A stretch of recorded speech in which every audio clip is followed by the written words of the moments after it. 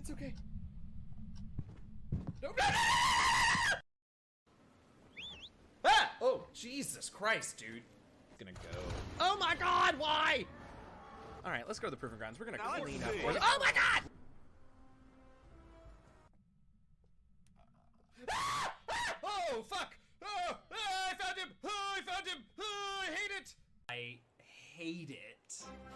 Ah! Ooh, jeez. Shit, that's creepy. Like, oh my God! Onward. And like up or downward, I don't know, we gotta look. Ah! Thanks for stopping by. Ah! Ah! Ah! Ah!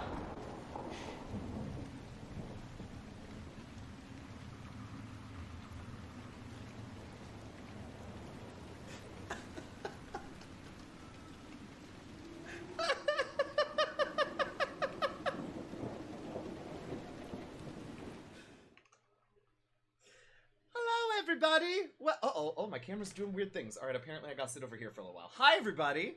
I'm not muted and everything. Hi, welcome in, everybody. Happy Tuesday. I'm Okenya. I'm DM Jazzy Hands, and this will soon be the Mass Effect 2 Codex Roundtable. I'm very excited. Ah, Prax, thanks for the resub. Hi. How you doing? Yeah, it's the day of the Codex Roundtable, y'all. Time for our ME2 Roundtable. We have some very exciting guests that are currently on the line, being very polite and not talking at me in my ears while I do this intro on Discord. Yeah, so let's see. We have Cypher Tier and Armaria Cosplay, and Mackenzie Shepherd with us at the moment. Hopefully, we'll have some other folks pop in and out throughout the chat. But yeah, that's where we'll be starting when we get into that. Oh, thanks for the resub, Mackenzie. You can hear me in possibly 2 places. So we're gonna go through this just like we did last time. If you were here with us last time, it will be familiar to you. But we have amassed a few codex entries that those of us who are on this little panel find interesting. We'll read them out loud, put them on the screen, talk about them, and almost certainly we will start doing an old-fashioned Wikipedia rabbit hole, click on the thing that links to the thing, and talk about all kinds of stuff about the lore. Before we do that, what do we have to talk about? Into the Motherlands, episode 5 tomorrow. We are that'll be our halfway mark. I can't believe it. For season 3, things are getting exciting. So come hang out with us tomorrow evening, 7 Eastern, 4 Pacific, midnight BST for Motherlands episode 5. I'll be back here Thursday. We'll play more ME3 since we started that last week. And then this Saturday is my charity D&D game DM'd by Obo Lauren. Very excited. Playing. Oh, I can tell you what I'm playing now. I will be playing a bugbear. Wait, I'm gonna read you all what I put in the group chat to introduce my character to them, because I don't want to recreate it. Okay, so I'm playing a bugbear named Carl, aka Crawl. Carl, Crawl is an intelligent, fully self-actualized bugbear who happens to enjoy raging and smashing things on occasion, but it's not a stereotype, it's just genuinely what he enjoys, and that's okay because I'm choosing to do what I enjoy, and I'm not going to deprive myself of enjoyment just because people think that, yes, Crawl the Barbarian Bugbear is who I will be playing on Saturday evening for the charity game to benefit Duquesne's muscular dystrophy research over with fortnerd.com. So check them out. We'll see you on Saturday evening. I think it's 8 p.m. Eastern. I should know that more certainly, but I'm pretty sure it's 8 p.m. Eastern, 5 Pacific, which is what, 1 BST. Sorry, Brits. Yeah, and it's gonna be great. I'm excited. Come hang out. I think that's all the announcements I have for this week. I'm sure I forgot. Oh, tomorrow is also, in addition to Motherlands, episode 5, we're dropping TLR episode 200, and I'm very excited about it. I just finished editing it a couple of hours ago, so we're really down to the wire here. Boop. And I'm really excited about it. It was a ton of fun to edit. It's wild. It's bananas. It's a good time. So yeah, that drops tomorrow. I'm excited. Will he change his name to... Maybe he does. Maybe he will, Brian. I think that's it. Should we switch to the, I don't know where that button is, but anyway, should we switch to the other codex screen and get started with our roundtable? Where is it? I think it's this button. Yeah, that was the right button. Okay. Let me go ahead and unmute and bring on our friends that are here with us at the moment. Let's see, who do we have with us? We have Tanya, you still there? Cypher of Tier, hello. I am still here. Hello and welcome. I'm glad you get to join us for a little bit, and then you're gonna bounce away and then maybe bounce back. But we're excited to have you. Who else is here? KK, you there? I am here. Fantastic. Welcome in. And our Maria cosplay. There we go. Put you up on the screen. Hello. Ooh. Hello. And then I know we will... Fluffy's in a meeting at the moment, but Fluffy will be joining us in a little bit. And unfortunately, Dan can't join us today. Got some work stuff going on. He was hopeful that he would be here, but we'll just have to get him to join us for ME3. All right, I can move back to my normal position now. Cool. So let's start doing codex stuff. So one of the things that we talked about backstage before we got started was we have some things that are new to ME2. Or were new, since we're on the third one now, I guess. But some things that were new to ME2 that we wanted to hop into their codex entries, just because they're actively different from the last time we did this. And so the first thing that got suggested was everyone loves our new, our new ammo heatsink clip things that we use for our small arms. So the first thing we're going to chat about today. I'm an innocent angel? Yeah, sure, Brian. Sure. Brian, sure. we have met you. We have had we drinks have broken with you. bread with you. You can't say that. I mean, you say what you want, but... All right, so we're going to hop into the secondary weapons, armor, and equipment small arms entry. KK, since you suggested this one, would you like to read it? Sure. All right. Modern infantry weapons are micro-scaled mass accelerators using mass-reducing fields and magnetic force to propel miniature slugs to lethal speeds. Nearly every gun on the battlefield is laden with features from targeting auto assist to projectile shavers that can generate thousands of rounds of ammunition from a small internal block of metal. It was long thought that the personal weapons had plateaued in performance, but the Geth proved all theories wrong. Mathematically reviewing their combat logs, the Geth found that in an age of kinetic barriers, most firefights were won by the side who could put the most rounds downrange the fastest. But the combatants were forced to deliberately shoot slower to manage waste heat or pause as their weapons vented. To eliminate this inefficiency, the Geth adopted detachable heat sinks known as thermal clips. While organic arms manufacturers were initially doubtful this would produce a net gain, a well-trained soldier can eject and swap thermal clips in under a second. Faced with superior enemy firepower, organic armies soon followed the Geth's lead, and today's battlefields are littered with these thermal clips that your player can conveniently pick up. Can conveniently pick up when you most need them. All right, I love this. This was a perfect one to start on because it's such a perfect example of this dev team's dedication to like making sure there is an explanation for just about everything. And granted, sometimes that explanation is Mass Effect fields. But they always have something, and I love that they have here in this entry the reason that we completely overhauled our ammunition system from the last game, and I also love that we just blame it on the Geth. Yeah, and it makes sense because we've all played the first game and sat behind cover and we're just like, please cool down, please cool down, please cool down, please cool down. And you wanted to do something about it.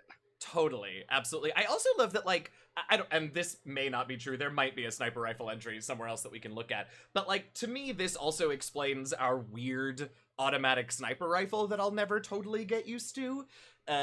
Because, well, look, it doesn't matter what kind of gun you have, you just gotta get a bunch of shots downrange as fast as you can to get those barriers down. So I'm deciding that, just like we decided last time, that the reason the BioWare conversation prompts are so bad, it's because it's an error in the translator. I have decided that the weird automatic shot sniper rifle is because of this. I do appreciate that they put thought into, we're changing up this whole system, we should at least try to explain it. Right? Yes. Here are reasons so that you nerds can't come at us and be like, but this is a different universe. And combat-wise, everyone, there are people that disagree, but generally speaking, most people agree the combat gets better as the series goes on. And I feel like Mass Effect 2 was such a huge jump, and while it maybe was more interesting story-wise that we have these shade things and that they cool down, it feels better that you can hit R and reload, and it seems like you're more actively engaging with the systems, which Yeah, is and you're better and you're gameplay. and you're sitting, waiting less, right? We're still sitting and waiting when our shields go down, but at least we're not sitting and waiting while our gun cools down anymore. Yeah, yeah, I definitely like that. And yeah, I mean, because we're playing these all back to back to back, we we very strongly feel the differences in combat mechanics. And yes, they definitely get better. I just have a learning curve at the beginning of every game. Woo, that one fight was rough in ME3. I mean, it was a pipe dream, but I was kind of hoping that they would go through and rehaul the combat system at least a little bit, and they didn't do that. But I'm glad that at least gets better as it goes on. Do you mean for the Legendary Edition, or do you mean for 3? For the Legendary Edition that they were Cool. going, I kind of hope that they brought at least Mass Effect 2 back to it. Right, Like right. I get that maybe you couldn't have like charges of Vanguard because the battle arenas weren't built for it, but the gunplay would have been nice. Yeah, definitely. Definitely. All right, cool. Anything else about these small arms and our what are they called? Thermal clips that are everywhere now? All right, so we had another. Let's see. We're gonna bounce around all over the place. And chat, feel free to toss in your ideas and thoughts and requests for codex entries. We of course make no promises because there are lots to get through. But yeah, toss them in. But the next thing we want to talk. Oh, go ahead. Though, not about small arms. I'm just seeing it now. The Master Thief Kasumi secrets and the Veteran Zaid secrets. I would like to put those on the list Oh my because goodness, yes. when I played through, I didn't have the DLCs really, except for like Lair of the Shadow Broker. So I'm interested in seeing what's in there. Absolutely. I want to read Zaid because he is my Okay. favorite character. All right. And then, well, and then go I ahead. can run away from my massage. Perfect. Let's do that. Because we're also gonna check in on the Drell, since we didn't get the full story from Thane. So this is great. We're just gonna do all the new people from ME2. So Tanya, you want to start with? Oh my goodness, I'm where sorry. would you like to? Mercenary Tally and Invisitally. Sorry. Oh yes, you're right. My apologies. Mercenary Tally and Invisitally. Where any of these particular entries you would like to start with, Tanya, for Mercenary Tally? Go to Planet Zoria. Okay. There you go. What a great first 4 words. Bring firearms and antihistamines is what the veteran guides say about this lush garden world. First colonized in 2160, Zoria's temperate and tropical zones are overrun with plants and fungi of all kinds. As a result, the air in the most habitable areas is choked with pollen and spores that range from benign to deadly. Scattered colonies across the planet have resorted to clear cutting and slash and burn farming to create habitable zones. In the more rural areas where the spores are thickest are populated only by the Vorcha. Lax ecological laws allow mining and manufacturing industries to flourish and pollute cheaply as the planet's carrying capacity far outstrips the current size of its colonies. Sounds a little too close to Earth right now. A little bit. Please scroll. Little bit. Zoria is also home to the Blue Suns Mercenary Company, who dominate the colony's security forces. The Suns enjoy nearly unlimited influence from local politicians and judges, ensuring no other private military contractors can compete with them economically. Nearly every colony has a Suns recruiting station, if not a training camp. But this has hardly made the planet any safer. Piracy, drugs, and vice and political violence are commonplace. Well, what a great vacation spot. I know, and probably the Blue Suns can tap onto it. This one here? Yeah, the Blue Suns full history. Yeah, there we go. Oh, I always forget that Zaid founded the Blue Suns. Wait, he founded those, right? Right, Yeah. it's definitely the plot of his companion quest, but like we spend so much time being mad at him for like trying to kill a bunch of innocents just to get at Vito that I sort of forgot about that detail. Oh, was that founded in 2160 by the human mercenaries Zaid Masani and Vito Santiago. Blue Suns are initially a Skillian Verge protection racket. As they expanded in numbers and influence, the two co-founders disagreed vehemently on many issues. Finally, after arguing about whether to recruit slave trading Batarians into their ranks, Vito ambushed Zaid and shot him in the head. Believing Zaid dead, Vito took full control of the Blue Suns and hired whatever Batarians he pleased. Soon he had crowned one named Solim Dal Sarah as titular head of operations. It was a move designated to placate his Batarian investors, draw fire from would-be assassins. It worked on both counts, and the partnership has lasted to this day. Over the decades, excuse me. That's okay. I don't know why I'm yawning. I'm wide awake. Because you're reading aloud and you have to do something. Oh, God. Over the decades, the Suns grew into a fearsome combat force spanning dozens of planets in Citadel space, the Verge, and the Terminus systems. Knowing that a good logistical team is key to fielding an army, Vito diversified the Suns, selling arms, training, and supplies as often as taking contracts to crack skulls. Even when the Suns suffered heavy losses, Vito's entrepreneurial expertise ensured new recruits could replace the old. All that was lost was the truth. Today, only a handful of trusted mercs even know who Vito Santiago is, let alone his old partner Zaid. Dark. Alright. Why do we have an entry about his... Oh, is this the gun that he has on the table? If someone wants to read the Firestorm entry, unless you want me to read it. If you want to, you're welcome to. Armari, you can, or I can. Sure. You can. I've read a lot. Okay. The M451 Firestorm flamethrower is a product of human ingenuity, ruthlessness, and industrial espionage. Man, our best inventions. Oh, just so great. Its origin dates back to the 2160s, when human colonists to new planets used flamethrowers to clear vegetation or ice. The fuels performed erratically on planets with extremely cold temperatures and differing air compositions from Earth. Oh man, yeah. Realizing this could be a problem for military units, Systems Alliance intelligence operatives stole the Turian design for the Hieras flamethrower, a battle-tested workhorse that functioned in nearly every environment. Well, I want to know what it is. The result was the Firestorm, an anti-personnel and anti-armor flame unit that can accept a variety of liquid fuels. The Turian design used low-octane hydrocarbons thickened with dentra oil, which is taken from large marine animals similar to Earth's whales. Cool. Humans then reverse-engineered a synthetic composite with almost identical properties that could be fabricated from heavy weapon fuel cells using an Omni tool. I can't believe this is the first time an Omni tool has been mentioned in all of these. The result is a sticky spray that burns at approximately 1600 degrees Celsius. Woo! A less intense fire than plasma weapons, okay, but covering a significantly wider target area. Adding to the drama is the choking smoke produced by the spray, and if the target's armor is breached, the fires quickly consume the oxygen within. The Firestorm may not be the most efficient weapon in the Systems Alliance arsenal, but the sheer ugliness of how it kills ensures it is the most feared. I don't believe you unless the cane isn't a weapon in the Systems Alliance arsenal, because yeah, that sounds hella unpleasant, but so does a nuke to the face. Just saying. Clearly there is no Galactic Geneva Convention. Hey Dan, welcome in.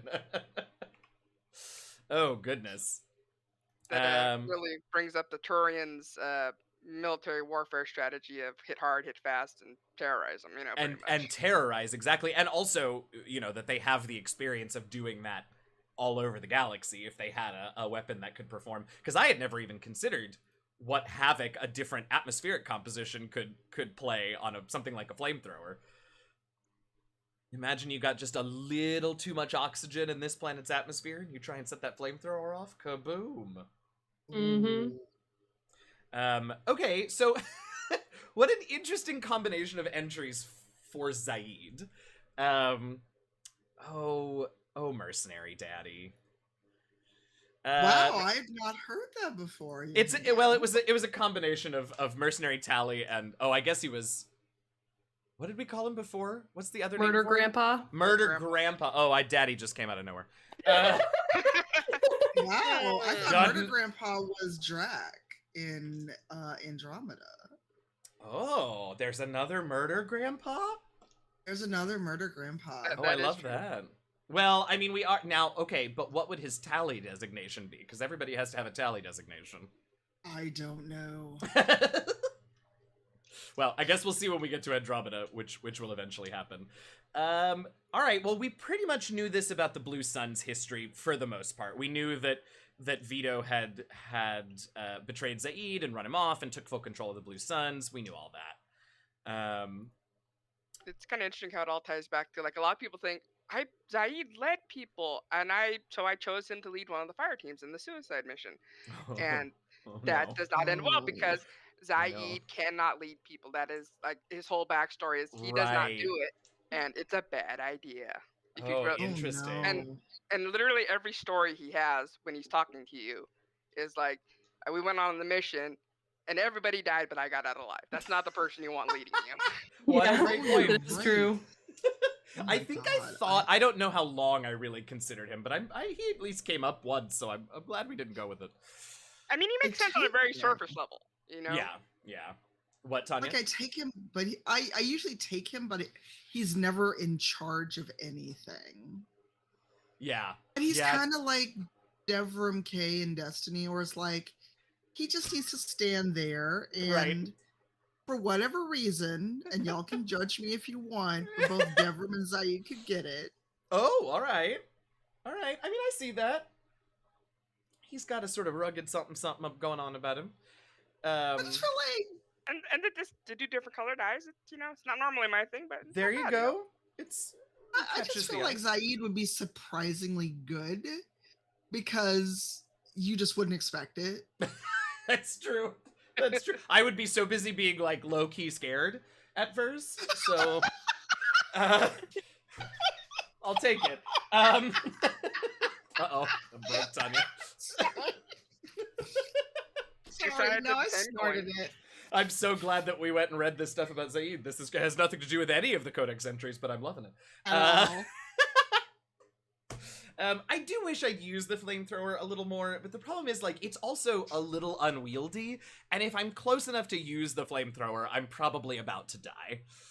Because I've charged in and miscalculated how many remaining enemies there were.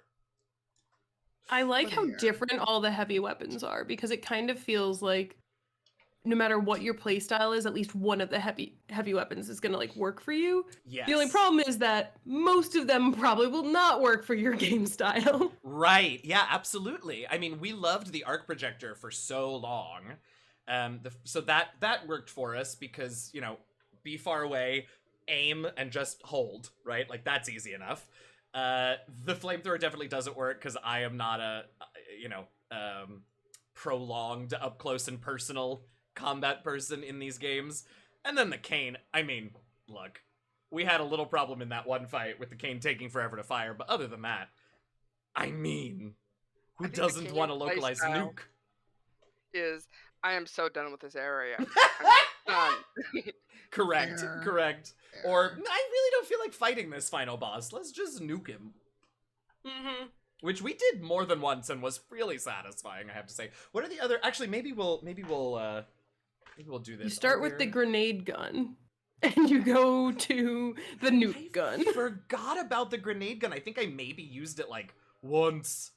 You Do use they it the work? one time Miranda makes you use it, and then Oh, that's right. You throw That's it away and right. you never use it You again. get rid of it. You know what I never used? I maybe fired it once just to test it, but I don't think I ever used it in combat. So maybe we'll pop over to it a little bit later. I'll write it down. Was the actual missile launcher. Which, like, I'm usually super into. Like, oh man, I remember the 007 GoldenEye. I loved missile launchers, or rocket launchers, I guess they were called in that game. Let me just put Nice. first. I think I actually like the missile launcher. When I'm not carrying the cane, that's usually what I carry because you kind of just fire it quickly, forget it, and charge it. Yeah, I don't know why. I think I never took it because I knew the arc projector could cut through shields and barriers. Is that right? And then we found the cane, and I just never circled back, I guess, to the missile launcher. But there you go. All right, well, that was Zaid. Armari, you want to read about Kasu? Oh, you gonna bounce? Yeah, because it is taking 20 years to get a lift, so I'm gonna not be late. Yeah, But don't I'll be late. back. Okay, go I'll be enjoy. back. Have a lovely massage. I will. I appreciate all of you, and I And will you. try to listen in if I don't fall asleep on the table. I mean, or fall asleep. That sounds great too. Either way, we'll see you when you're back. All right, have fun. Okay, bye. Bye. I love it. So, Armari, would you like to take us over to Kasumi? Sure, I don't mind. All right. What? Oh, I oh was my trying God. to look at the gray boxes a bit, and I will not be able to pronounce some of the words. Okay, So I there's sciencey terms in there. I can give that one a try if you want. Where would you like to start? Or do you want me to start there and then we'll go down? We can start wherever. We can start with the planet because we did that. Oh, with yeah. Saeed. What a good idea. Let's start there. Okay.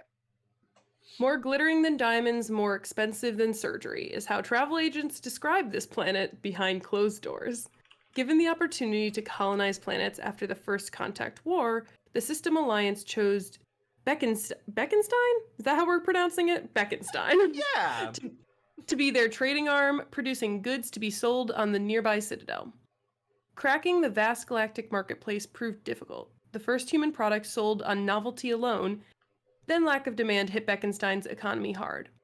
Only in the second generation of colonists did the planet find a sustainable niche in high-quality entertainment and luxury goods. Once brand awareness sunk in, aliens flocked to Beckenstein's many spaceports. The planet today boasts more millionaires and billionaires per capita than any other human colony. Though its crimes tend to be white-collar and non-violent, Beckenstein is not without its dark side. Both in suicide rate and inflation are extremely high compared to other worlds. Unemployment is artificially low because few people immigrate to the expensive planet without having a job lined up. And the cost of living is so great that unemployed workers typically leave for kinder planets after just a few months. Do they? Those who stay see themselves as tougher, sharper, and more skillful than the rest, as well as capable of getting respected employment on any lesser I'm planet. so mad. It's New York City, the planet. As a popular song says, if you can't make it on the Beck, you gotta get him by the neck. Oh my God. I can't Okay. stay serious on that. First of all, I feel deeply called out because clearly Beckenstein is space New York City, and I am not one of those people who came with the job set up and decided to leave because the cost of living is too high. So I don't believe a word this codex entry says about unemployment on this planet. Anyway. Okay, that's interesting. Not really what I expected Kasumi's home planet to be like, although I don't know what I did expect.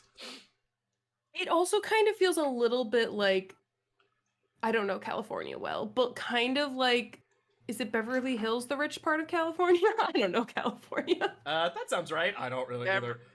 I'm in Every part Boston, is I rich don't know part of California. Every part is a rich part of California because it costs so much to live here. That's Fair. fair enough. Fair enough. Yes, Giant Sequoia is like, it's really extra absurd when you hear it written or spoken out loud, read aloud. Yes, definitely. Hollywood and Beverly Hills. Oh, there you go. Thanks, Billy. Yeah, wow. Okay, so she came from like the fancy. Which makes the art gallery make so much more sense. Right. I'm not sure that maybe Kasumi is from Beckenstein, but that is the planet where we had the heist was on Beckenstein. Oh, but it's Kasumi not might- necessarily her home planet. I'm just not sure on that. Got it. I mean, it does make more sense for it not to be her home planet, and this just to be about that place that we went. Which yes was it already. Seems like it's mostly about the side quest because like Yeah. the other things are like things that she has stolen. Oh right. Oh right. Ah! I love it. Okay. Where okay, so that's our setting. Our completely absurd setting. What should we head to next? Let's do. Oh, I can't. Come on, this is hilarious. Let's do Lady Liberty. Jazzy, did you see the message in the Discord on the Lady Liberty entry? Just oh want you no, to I make did sure not. you see that. Thank you for that. Was just and there's a bit too. Oh, cool. Yeah, let's not do that. I don't Yeah, like that. the So end of let's it is not do interesting, but like skip the second and third paragraphs if you want to read it. Great, I'll read. So, just so you all are aware, and I'll put it up, and you all are welcome to read it. I got the heads up that the middle part about this entry is a little sort of close to 9/11-ish events, and I don't like that. I don't like talking about 9/11. So I'm going to skip the second and third paragraphs and read the first and fourth, and you all can read whatever you want. The Statue of Liberty was the target of several terrorist attacks over its 210-year lifetime, but in 2096, I love it when they're a motley group. A motley group called Freedom's First. Oh boy. Finally brought the statue down, protesting the induction of Canada and Mexico into the United North American States. That sounds right. The New York chapter of Freedom's First, that sounds wrong, wanted a symbol that they would secede from this new union if necessary. Cool. So they stole it. But a new statue was completed in 2101, and the fate of the original pieces was left for speculation and pulp novels. I want to read those. Interest flared up briefly in 2159 when photos surfaced of the head in the cargo hold of a star freighter. Imagine. But by that time, human media were far more concerned with the future, fair enough. In the face of humanity spreading out amongst thousands of new planets, a statue titled, Liberty Enlightening the World, seemed small and quaint by comparison. I disagree. I like it. I like the title and that it is hanging out in space. I love that they're like, yeah, the head disappeared. And then you go on that mission, you're like, there it is. Found it. I found it. Okay, what? Yeah, go ahead. And I just love the idea of, alien species like being, human history is so interesting. I got to have this, because it was traded and back and forth, Yeah. Because that's exactly what humans are like. They're not going to be any different. I love absolutely. this piece of Egyptian history or whatever, I'm going to steal it for the Empire and bring it back to England. Oh, big ol' hit. I love it. I do love it. All right, what else did we find in that room? The locust, which I hated, but we should read about it anyway. Why did I hate that gun so much? I don't even remember. It's super rapid fire and it's relatively accurate, but it just feels like it's hitting nothing, Oh yeah, and is this the one that is rapid fire but like in little bursts? Is this the one I'm thinking of? Or is that something else? I think the locust is full auto. Full auto. Oh, then I don't know. I guess it was just... Oh, maybe small clip size, maybe? I don't know. I cannot like whatever gun I want, damn it. All right, It's hard to tell in ME2 when you have no... True. You saw me in Jazz, and I'm like, anything. You don't need a gun besides the Matic. There's no other gun needed. That's true. Fair enough. I love it. Hey, Sundu, welcome in. Sorry, Nick Cage buying up human fossils.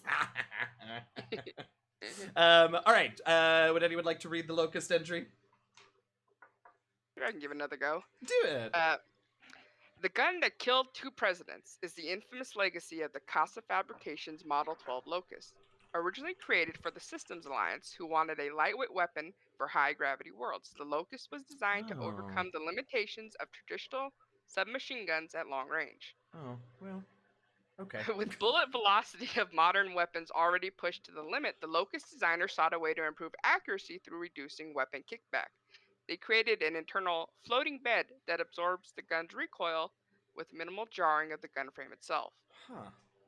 The barrel, magazine, chamber, and operating mechanism all move within this bed, which absorbs shock and with springs and buffers. This creates a platform stable enough that the Locust can use auto-targeting software usually reserved for match-grade weapons. The Locust's lethality on shielded targets has been amply demonstrated.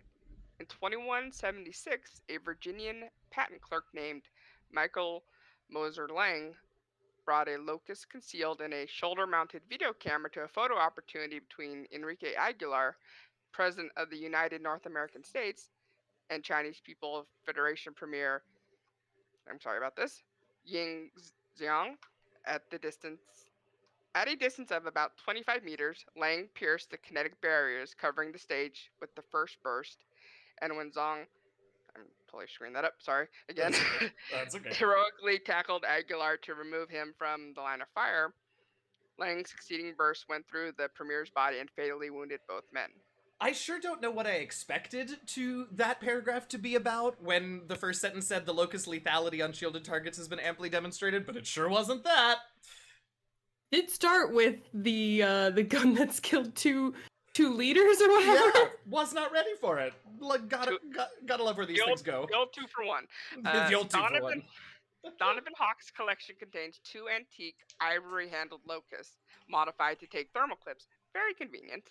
A detachable Yeah. data drive rests in the lining of the box containing OmniTool specifications for fabricating copies. A quick Oh, trip to the extranet reveals one of the weapons has the same serial number as Lang's original. If shut it's a up. fake, it's extremely well made. That's wild. We're using that gun?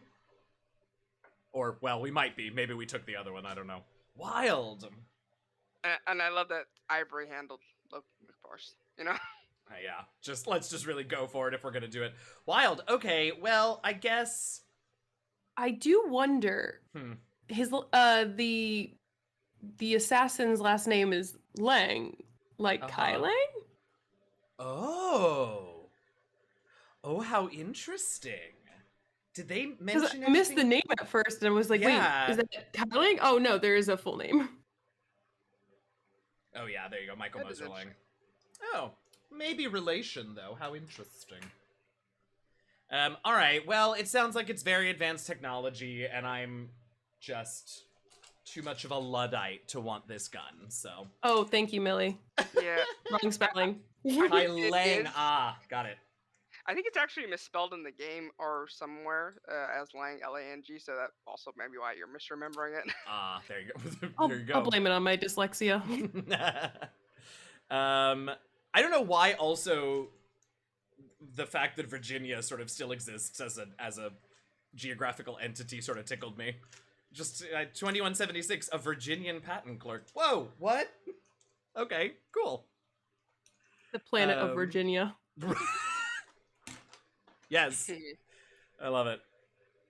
I love it. Okay, and last but not least, from Kasumi's entries, the gray boxes, a mnemonic neural recall stimulator, also known as a gray box, is a device implanted in the brain to assist and prioritize memory. Originally developed to slow the progression of Alzheimer's disease, gray boxes function by helping the amygdala chunk incoming stimuli into recognizable places for memory consolidation. Each memory is assigned a shape or sensation from other memories, tying their concepts together into a block that's more easily recalled. Okay, wait, I think this is really fascinating, but I need to just read it to myself again. What? Cool. Okay, now I got it. I'm going to keep reading. Sometimes when I'm reading aloud, the words stop actually meaning anything to my ear. When Synthetic Insights first released them onto the market in 2140, gray boxes were hailed as a way humans could level the playing field between themselves, and the Solarians, whose natural eidetic memories gave them an advantage. However, because the implant procedure of a gray box requires the brain to irreversibly shift its workload over to the machine, software bugs or attempted removal of the gray box for maintenance purposes could lead to incapacitating brain damage. Whoa! For this reason, gray boxes soon became used only by those with a dire need for photographic memories, such as researchers and spies. In 2175, Sale and... So how many years is this after the... 40... It only took 35 years to outlaw them. Cool. In 2175, sale and implantation of gray boxes were outlawed by the Systems Alliance following an incident with Abraham Rumoy, an employee of the Alliance Intelligence Agency.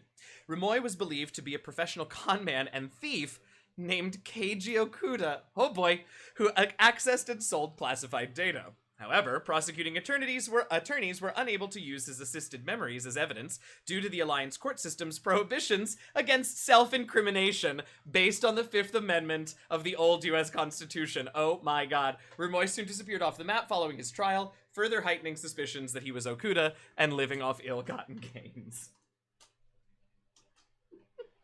I don't know why that cracks me up so much about the self-incrimination, but like, oh man. Rumoy is a good D&D name, correct. Gray box, gray matter, got it, blah. Yes, correct, Dan. That sounds very cool. I think it's especially funny that, like, really? The System Alliance, you're going with the old US Constitution on this one? Right? Oh, that old thing, That old thing? Oh. You didn't update it at all? It's 2140, come on. One hopes that the United North American states have their own better constitution, but yeah. But it's a really interesting thought that if we were able to read memories from for whatever reason, either because we could scan the brain or scan gray boxes, that about self-incrimination, but also people just taking your memories or using it to, interrogate you or whatever reason, Yeah. I think I've talked about this show on stream before, but there's a show on Prime Video called Solos. And it is. Have either of you seen it by chance? I have not. Have not.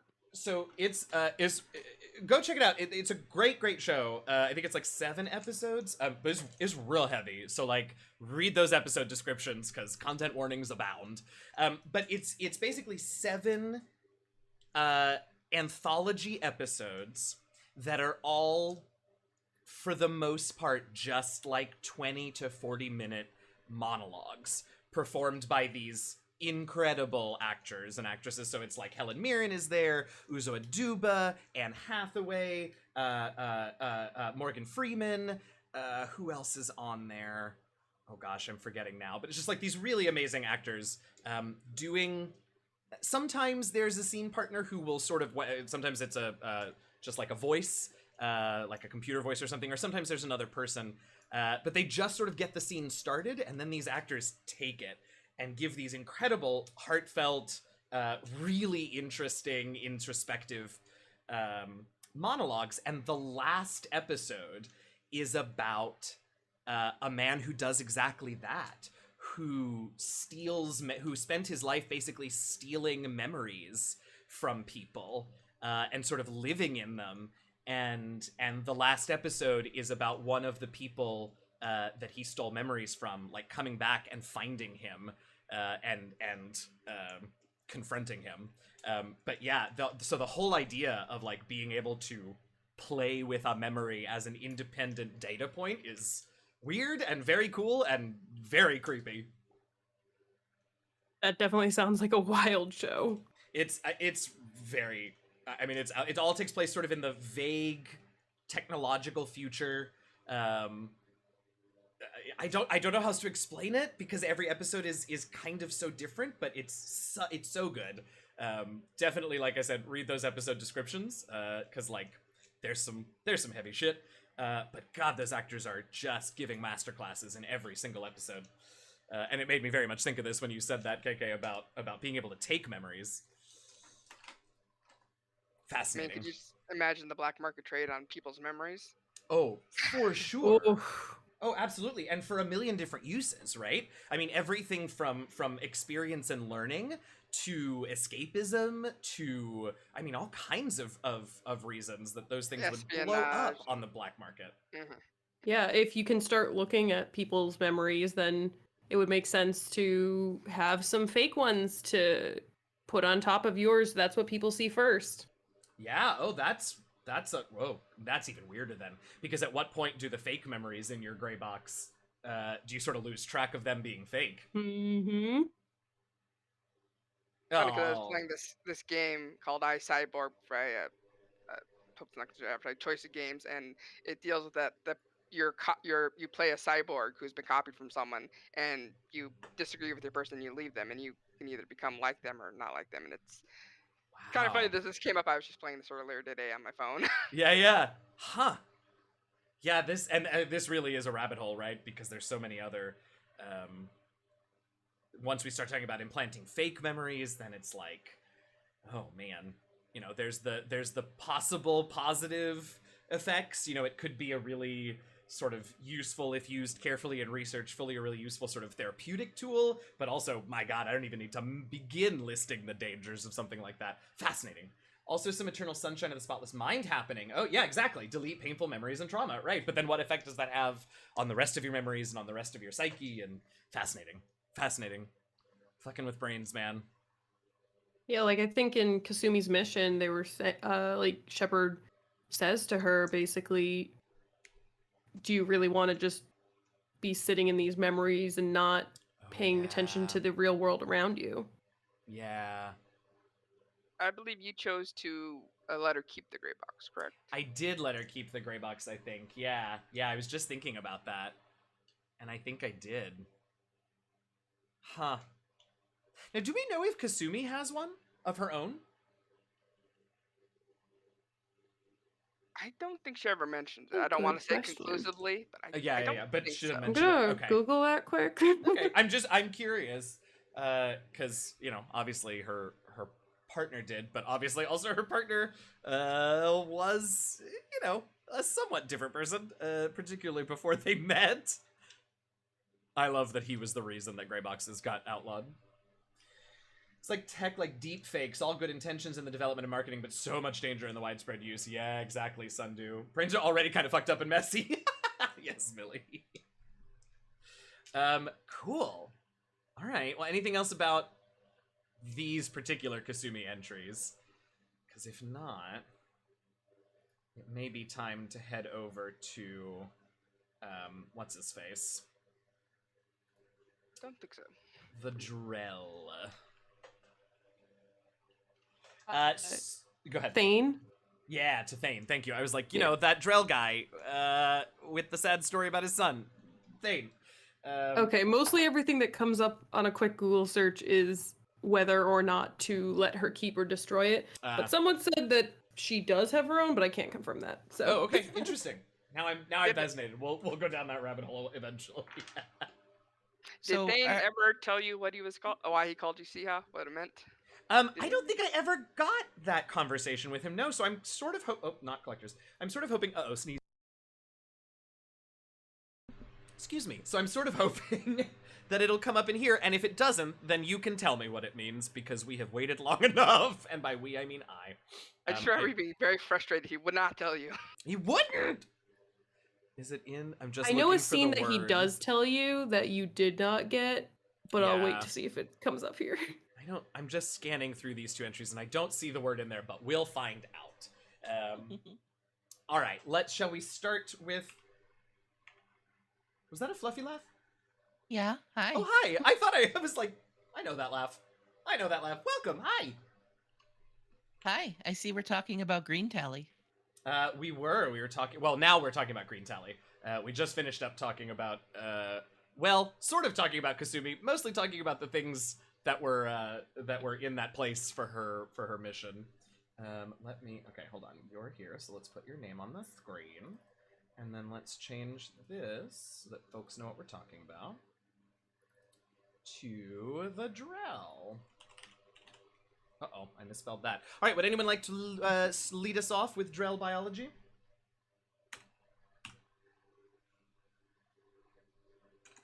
All right. Drell are omnivorous, reptile-like humanoids with an average lifespan of 85 galactic standard years. All right. They give live birth to their young, who are capable of eating solid food from the moment they're born. I don't know why that creeps me out, but it does.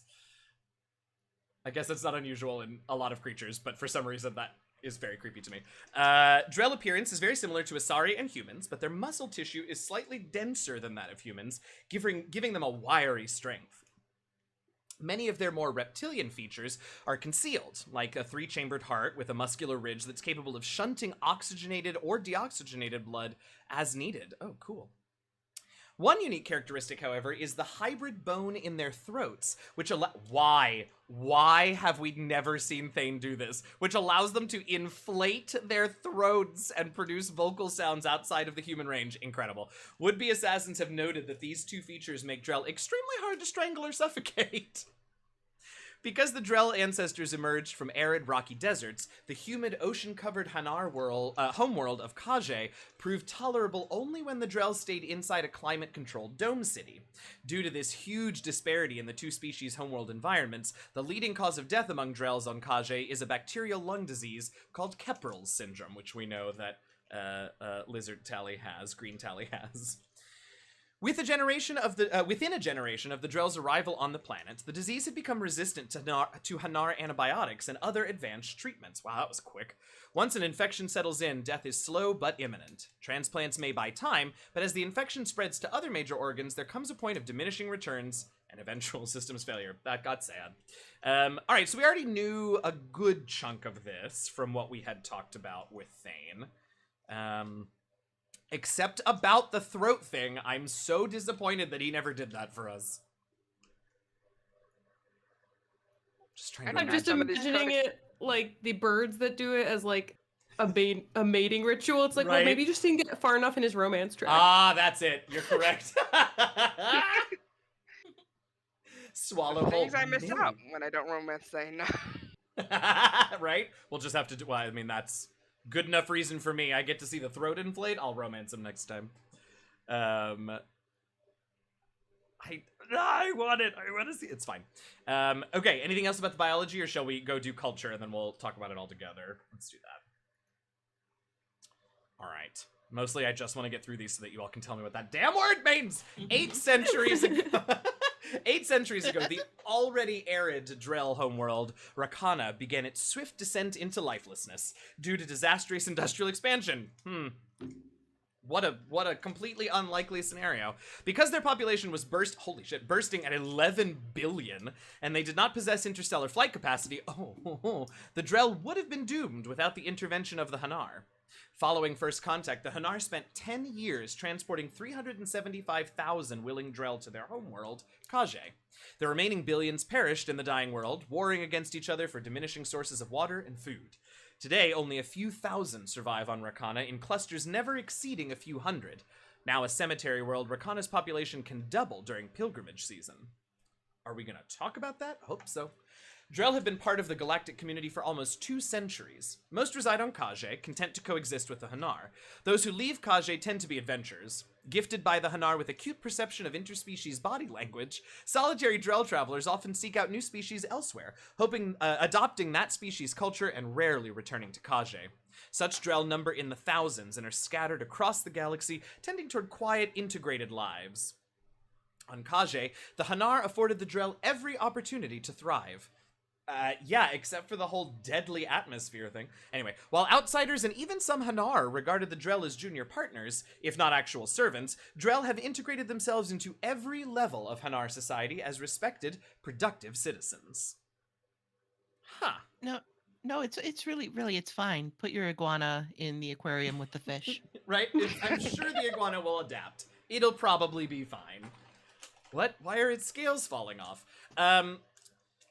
Yeah. But you saved it, obviously. Obviously. Huh. Crazy to think that the Hanar spent 10 years ferrying people back and forth, though, to only get... Yeah, and I 11 billion to 375,000. Now, it does say willing, so presumably a significant chunk of that 11 billion population then, I guess, wasn't willing? But... Well, this was 8 centuries ago, so... Oh, that's true. Huh. Yeah. And 10 years. I wonder what that process was like. I mean, I know it was a long time ago, so it wasn't like, presumably the Hanar didn't have massive starships that they could just take, tens of thousands of Drell all at once. But, huh. I also suspect the Hanar probably don't have very good ship technology in general, just because, like, they mentioned that one thing they need Drell for is that to do certain things that they just can't do, Right. And just communicating probably was difficult, especially if it was a while ago. Like, we were talking in the last Codex thing about how the Hanar they communicate with lights and they don't even communicate with sound, and how that was a hard thing to overcome. Sorry, I just saw that Millie told me to drink water a while ago and I missed it. Yeah. And then, let's see, wait, where did it say? I want to go back to the biology one real quick. Chad is bringing up a couple important things, while I do this. Slap some Omnigel and Ezo on it, it'll be fine. Correct, Sundu. Evacuating 11 billion people would take way longer than 10 years. Maybe the Hanar took as many as they could. Yeah, that's true. Maybe by the end of that 10 years, there just wasn't reasonable anymore. It's odd there's no mention of whatsoever of the council species. Is it odd? Is it odd, Sequoia? Is it? I mean, the council being a bunch of butts aside, there is the thing to consider that the Drell didn't have space flight at that point. Right. So it sounds more so that the Hanar were like just passing through and they were like, everyone's here's dying. This one should do something about that. Yeah, so that's true. By the time the council found out that there were even, reptilian lizard people on this dying planet, it was already taken care of. And I wonder, I suppose we could look this up at some point. Are the Hanar, first of all, the Hanar are a non-council race, ? Yeah, they're the jellyfish.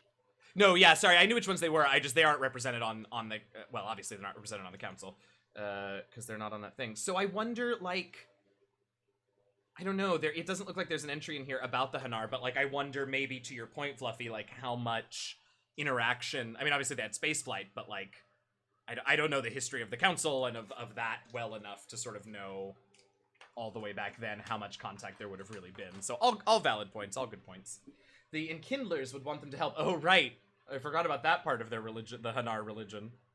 I'm not sure of the exact timeline on that, but the council's probably also pretty cautious about what you do with races that haven't achieved spaceflight and bringing them where they're not supposed to be, theoretically, for whatever. Yeah, that's true. And I wonder. Okay, wait. The reason I wanted to go back to biology was because I wanted to see. Like, I think there was something about the council, I want to say in the ME1 codexes, where the council, one of the rules of it was no interfering with any races that have not achieved deep space flight or FTL flight or something like that. Yeah, something very similar to the Prime Directive. I don't know if it's exactly that, but it's very similar to that. Right. I don't know why the last time they did that, nothing bad ever happened. Yeah, not at all. I can't imagine why they would make such a rule. It's true though. Every rule has an inciting incident that caused it to be created. Yeah, and what I wanted to look at in the biology thing was sort of how quickly the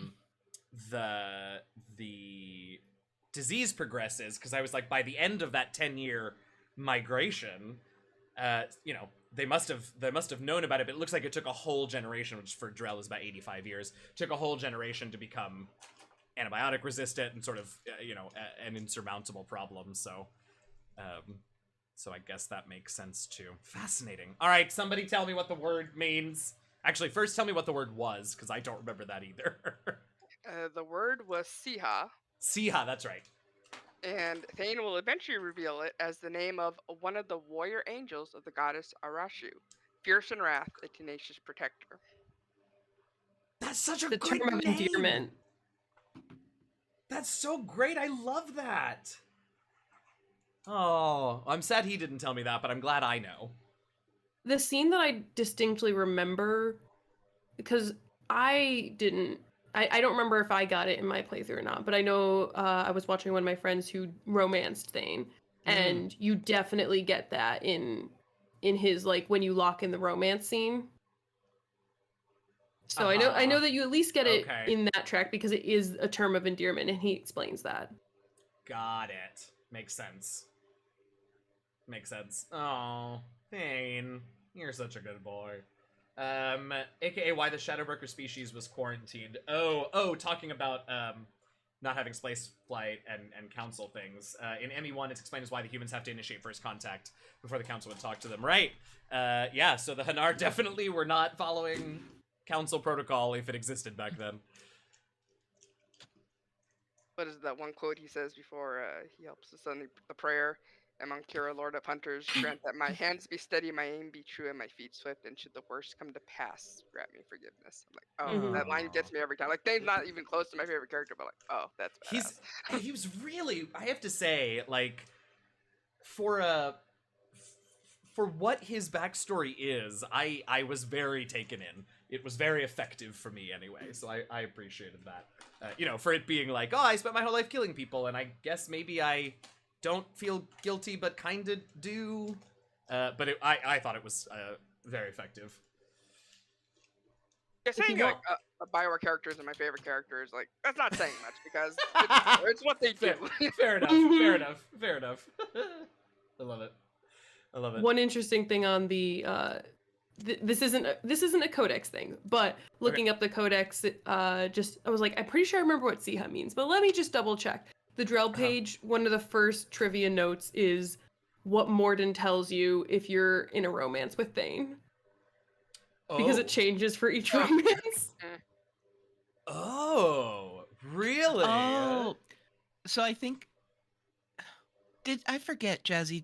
Morden didn't give you the Turian human relation chat, did he? Well, you're asking. I know I'm the one who played the game, but you're still asking the wrong person. I don't think so. I remember most of our topics, and I don't think so. Am I wrong? Okay. I'm thinking of the one word that gets the laugh, and I'm pretty sure I didn't hear it in the book. Yeah. Yeah, I And I think think we all know what the word is. I So I think you think what- romanced a little late. So then by the Yeah. time you were talking to Morden, it was Oh. always, we're talking about the main mission, so he never gave romance advice. Right. Yeah. And the one time you talked to him, he was like, flattered that you're hitting on me. However, not Right. interested. Right. Mhm. Yeah, it's okay. like one after that, but you have to be in a romance to get it. Okay, do we need to watch this? Do I need to YouTube this now? Is it good? It's Yeah, good. it's good. Okay, Mhm. what am I searching for? I'm looking for Morden human. What is it? Human relation? No, what? Human something Human relations? Turian. Yeah, you could just do Morden romantic advice. Oh, Here, right. Because it's different for all of them. We did just I looked say it up, that. so I have the link before, because I looked it up before, so it just showed me the link right away. I'll throw it in the Discord. Oh, wait a minute. There's a 3-minute supercut of all of them, apparently. Mm-hmm. Yep, that Great. that Is was the the one that you sent me? Oh, I see it now. Okay, all right. Give me a second, y'all, and we'll watch this together. I'll put it up. Hang on just a second.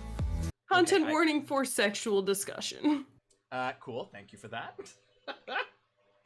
All right, let me. Yeah. Add. Okay. All right. Do I have a? I am not really prepared for this, but I will do it. Give me just a second. I need a window capture. Oh, I should not be doing this live. You all don't need to see my whole desktop. There we go. Okay, I'm excited. Oh, I about thought this. you meant you Also- shouldn't be getting Morden's advice live. I mean, that remains to be seen. But I guess we'll find out. Okay, what I want is this, where it says. I don't Words remember all of them. Advice. I just remember laughing at most of them. Mhm. I am very excited. Nope, that's not what I wanted. Oops. Okay. As soon as you come over here. Why are you being slow today? Sorry, y'all. The computer's being slow today. All right. What do we want to go to next? I'll tell you what I have on my list here in a minute. I have the Thresher Maws. I have the missile launcher. I have the Geth Technology and Society. And that's all I have on my list, but of course we'll do, whatever. Where should we head next? I'm almost ready with this, come on. I keep this thinking of window. things and I'm like, nope, that's 3. Nope, that's 3. We're so close. I'm sorry, we're so close. Oh, no rush. I just was like, oh, yeah, Grissom Academy's fun. Not yet. Oh, No, no, this not codex yet. entry is like, oh no, that changes in 3. Can't talk about that. Yeah. Yeah. Hey, Sharkyoptrix, welcome in. Yeah, we could do the Geth next, Millie. Okay, but first, let me do this. Let's get this up. Okay. Let me unmute, and here we go. I have no idea how loud this is going to be, so apologies, y'all. You know what? Let me get this over here so I can keep an eye on the volume. All right, here we go. Shepard, how can I help? Have you got a minute to talk? Oh, Mask Actually, Shep. wanted Okay. to talk. Medical matters. Aware that mission is dangerous. Different species react differently to stress. Aware that you and Jack are sexually active, or Okay, planning starting to with be, Jack. suggest caution. Emotionally unstable biotics dangerous during intercourse. I'm aware that Jack is dangerous, but I want to see where this goes. That's Mark? Of course, hormones. We'll be here to set broken bones later. You have a recommendation as a doctor? Can give biotic inhibitor to dampen neural receptors, weaken unintentional biotic effects. No guarantees. Suggest padding walls. I'm so glad we're doing Biotic this. ability also gives benefits. Forwarding booklet to your quarters. Includes diagrams, exercises, inventive uses of mass effect fields. Can supply oils or ointments to reduce discomfort. Gave ED electronic relationship aid demonstration vids to use as necessary. Past relationship with Talizora makes dalliance attractive as stress release. Tally. Still, recommend caution. Quarian immune system weak. Could kill her. Tally is important to me. I wouldn't be doing this if she didn't want it to. Of that course, really no offense Mark? intended. We'll be here to provide treatment as necessary. Minimize risk. You have a recommendation as a doctor? Talizora acquired antiseptic. Recommend you self-sterilize as well. Oral contact with tissue dangerous. Take precautions. Also forwarding advice booklet to your quarters. Valuable diagrams, positions comfortable for both species, erogenous zone overviews. Sexual activity common Overviews? for humans in such times. Understand it intellectually. Recommend caution when dealing with Cerberus. I believe Miranda has earned our trust. What she Miranda, and I do in okay. our spare time is our business. Of course, hormones. Just watch for bugs. Be planted anywhere. You have a recommendation as a doctor? Morden. Watch for bugs. Could be planted anywhere. Can perform exam later if necessary. Will need probes.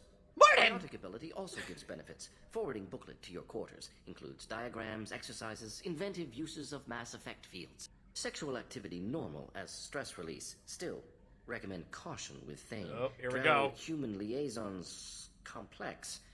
Thane complex as well. Well, Thane is important to me.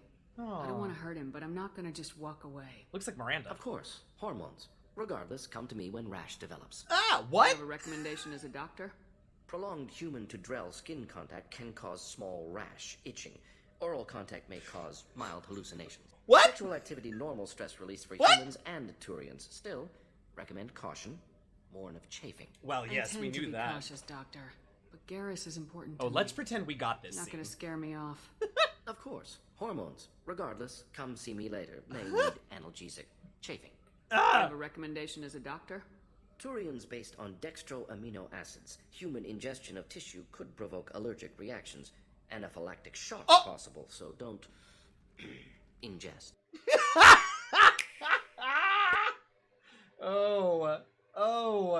What a delight. There's a big old Nintendo Switch ad on my screen now. Okay, there we go. I'm delighted we did that. Yeah, so don't lick Thane, you might hallucinate. Don't Mhm. lick Thane. Watch out for chafing with Garrus. Watch out for chafing and anaphylaxis should you ingest. Absolutely incredible. Morden, you are a gift to the galaxy. Now. But good on Morden for being a good doctor and providing, everything that Shepard needs. That's right, and I appreciate his willingness to be frank and have the conversation. Amazing. I know I kept saying this. I genuinely do not recognize Mark's voice. That was Mark as Mask Shep. Yep. Yeah. Wow. I mean, I guess we've always had Miss Hale. I didn't recognize that voice at all. Then again, most of the times that I hear Mark talking these days is on Black Dice Society as Brother Uriah, and that's not what he sounds like. So maybe that has something to do with it. Are we okay? Well, I for mean, in the quick links? game, you Yes, only Brian. hear him as a Hanar, so. That's true. But as a Hanar, I do recognize his voice, which is funny. Yes, you are, Brian. You're good for clip links. Thank you. Oh, bye. Thane is what? Thane is imp something. I got cut off. Wait, hold on. I'm loading. Thane is important to me. There are flashes of it when he talks that I can hear Shep, but yeah, in general, it's a what the fuck moment when I remember Mask Shep is Mark. Yeah, definitely. Definitely. Oh, man. Thank you for having me go... Ooh, excuse me, watch that with you all. That was delightful. Oh, Morden. Now, the only thing I really want from Morden is for him to sing all of that advice next time, but maybe that's a pipe dream. He's great at singing. Watching the reaction to him singing is always the best, and yours was exceptional. As well. All right, let's find some Geth info. All right, I've got that. We'll read that in a minute. I just want to make sure I'm not missing anything. Organizations, plants, and locations. Okay, and then how about in secondary? Okay, plenty of stuff here. Okay, great. Yeah, let's talk some Geth, since we got a Geth team member in this game, which was a fun... Did you do the primary entry for the Geth? No, we're going to start there. I just wanted to see what the secondary entries were, so I kind of have a sense of where we're headed. Gotcha. All right. Who would like to get us started with this Geth entry? Anybody want to read? I would. Yeah, do it. The Geth are a humanoid race of networked AIs. They were created by the Quarians 300 years ago as tools of labor and war. When the Geth showed signs of self-evolution, the Quarians attempted to exterminate them. The Geth won the resulting war. This example has led to legal, systemic repression of artificial intelligences in galactic society. The Geth possess a unique distributed intelligence. An individual has rudimentary animal instincts, but as their numbers and proximities increase, the apparent intelligence of each individual improves. In groups, they can reason, analyze situations, and use tactics as well as any organic race. Geth space is located at the trailing end of the Perseus arm, beyond the lawless Terminus systems. The Perseus Veil, an obscuring dark nebula of opaque gas and dust, lie between their space and the Terminus systems.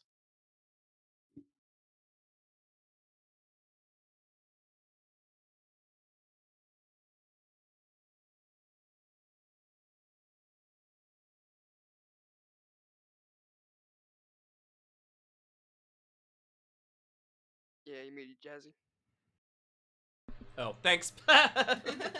I sneezed and coughed all at the same time and then forgot to unmute.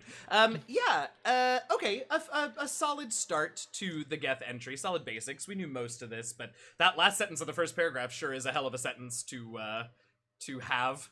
Led to the legal systematic repression of artificial intelligences in galactic society. I mean, and then we find out at the end of the game, like, oops, maybe our bad? Probably our bad? Kind of? Wild. Oops, all are bad. Oops, all are bad. Yeah, and we knew about this increased intelligence when there's more of them, but it's still such a fascinating kind of idea. I wonder if... I'm curious about, just because, like, the art up here has one of them in there, I'm wondering if I don't remember what they're called, but these bigger machines, if their, like, contribution to the group processing power is more or less or the same, or... now I'm going down a bit of a rabbit hole, but fascinating. All right, should we... anything about these basics? Most of this stuff we kind of knew, but it's good to get a refresher on the basics before we get the details. And I mean, I think the bigger ones do tend to have more software components to them. Like Legion mentioned that the hardware platform they're using has over 1,000 Geth programs on it. So I think like the Hunters have more than a typical standard hardware platform. The Primes have a lot more, and then probably like the Colossus has, I would imagine, a couple thousand Geth programs installed on it. Yeah, that's interesting. I guess I had never really thought to, like, compare Legion to one of the echelons of Geth that we fight, but it sounds like maybe the Prime is about on Legion's level. Does that seem right? Because it sounds like, from what you just said, it sounds like the Colossus has even more. Yeah. So, I mean, like, the more Geth units that are there, the smarter they are. Right. But you also don't necessarily know how many individual Geth programs are on there per mobile platform. Right. Yeah, that was a deeply confusing at first part of talking with Legion, was really identifying, like, what is a platform, what is a piece of software, what is and what of those things make up a Geth, like, personality is maybe the wrong word, but, like, I can't even call it individualism. Unit, yeah, sure, unit works actually, because it's just about what is contributing to that one. Well, now we know platform sort of actions, right? Fascinating. Okay, let's hop to the secondary stuff, because I forgot how fascinating I find it gets. All right. I was gonna say one thing. Yeah, go ahead. If we're having people drop in and out of this conversation, and you can kind of have platforms drop in and out of the Geth, you know, and what the group is changes based on who's in here and who's not, you know. It's Yeah. Gets more or less intelligent depending on who comes in and who comes out. Oh, okay, I see what you're saying. All right, bye everyone. No, it went way up, and I'm bringing down the average, guys. Bringing down the what? Bringing down the average. Oh, the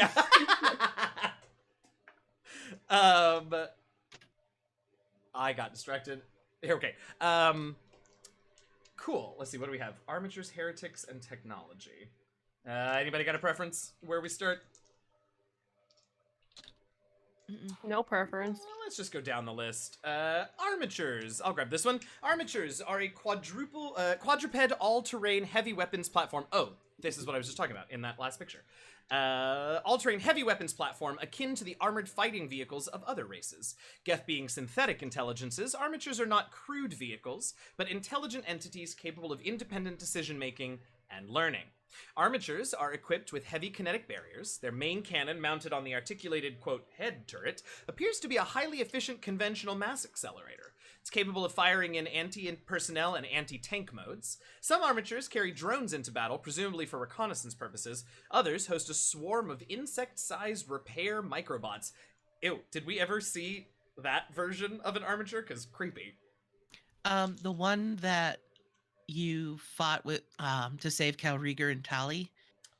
Cal Rieger had mentioned it had auto repair Yes, capabilities. that's right. That creepy flying thing. Right? Is that the one I'm thinking of? The one that you kept dying to on the planet with the burning sun. I wish that narrowed it. Oh, yes. Okay, the burning sun did narrow it down more. Okay, yes. I was going to say, I wish that the one I died to a lot of times narrowed it down more. Yes, okay, now I remember. Ugh, yeah, creepy. The Colossus repaired. You're right, that was a Colossus. Would hunker down into... Yeah, I hated that thing, too. All right, well, let's talk about the heretics. Would anyone like to read about Geth heretics? What a weird sentence. Yeah, go for it.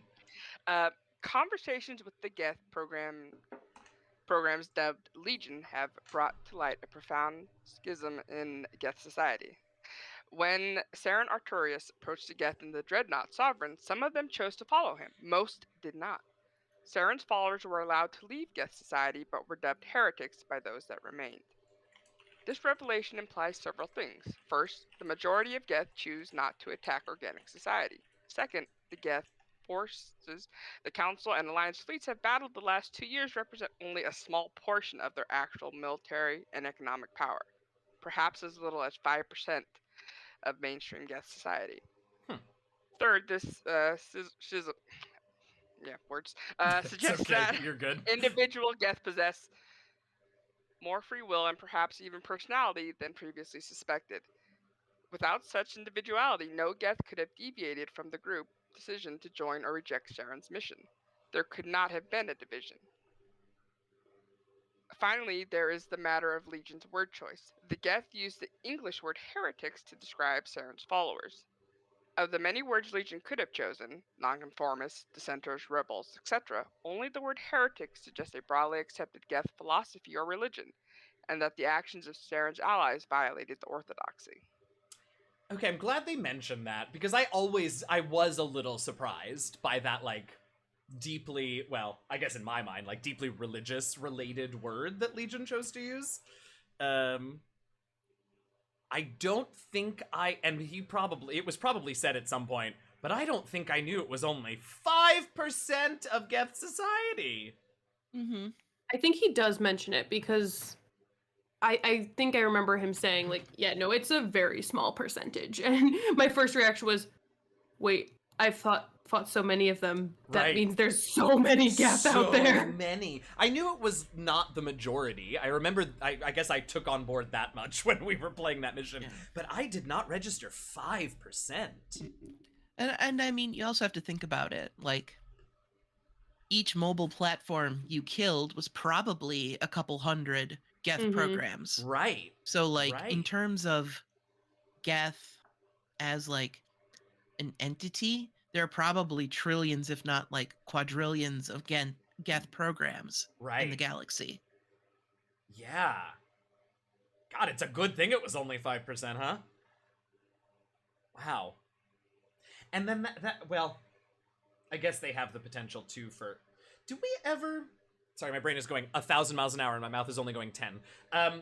Do we ever... I'm going to start with this question. And this might be a thing that gets talked about in later games, and if so, you can just say yes or no. Do we ever talk about, like, extragalactic travel? Is that a thing that ever gets brought up? Travel beyond the galaxy? That is really only covered in Andromeda, because that's the entire purpose of that game. Ah, okay. Okay. Because I just wonder, like, now that we know what we know about the Geth, it seems it seems likely, if not maybe the best plan, that we probably aren't going to just welcome them with open arms into sapient society. But, like, there's so many of them, it feels like it would be impossible to do that even if we wanted to. But also the fact that they're synthetic really sort of gives them a lot of options that we organics don't have in terms of, places that they can live and places that they can travel and sort of all of that. But there's just so many of them, it boggles the mind. Huh. Although I'm gonna- there are I'll try and stay very quiet right now. Yeah, I just saw Giant Sequoia's message about Geth Lore in ME3, and I'm like, okay, huge, hush, and you'll learn eventually. Yeah, all pretty right, much. let's do the tech one, and then I'll make guesses about the Geth in this last game, and we can move on. All right, technology. Anybody want to go? I'll take it. Do it. The most difficult aspect of Geth existence for organics to comprehend is that a body is meaningless to Geth. The biped form commonly perceived as a Geth is nothing more than a mobile platform. The Geth's software, hundreds of programs whose interactions mimic organic consciousness, can be installed in any given hardware.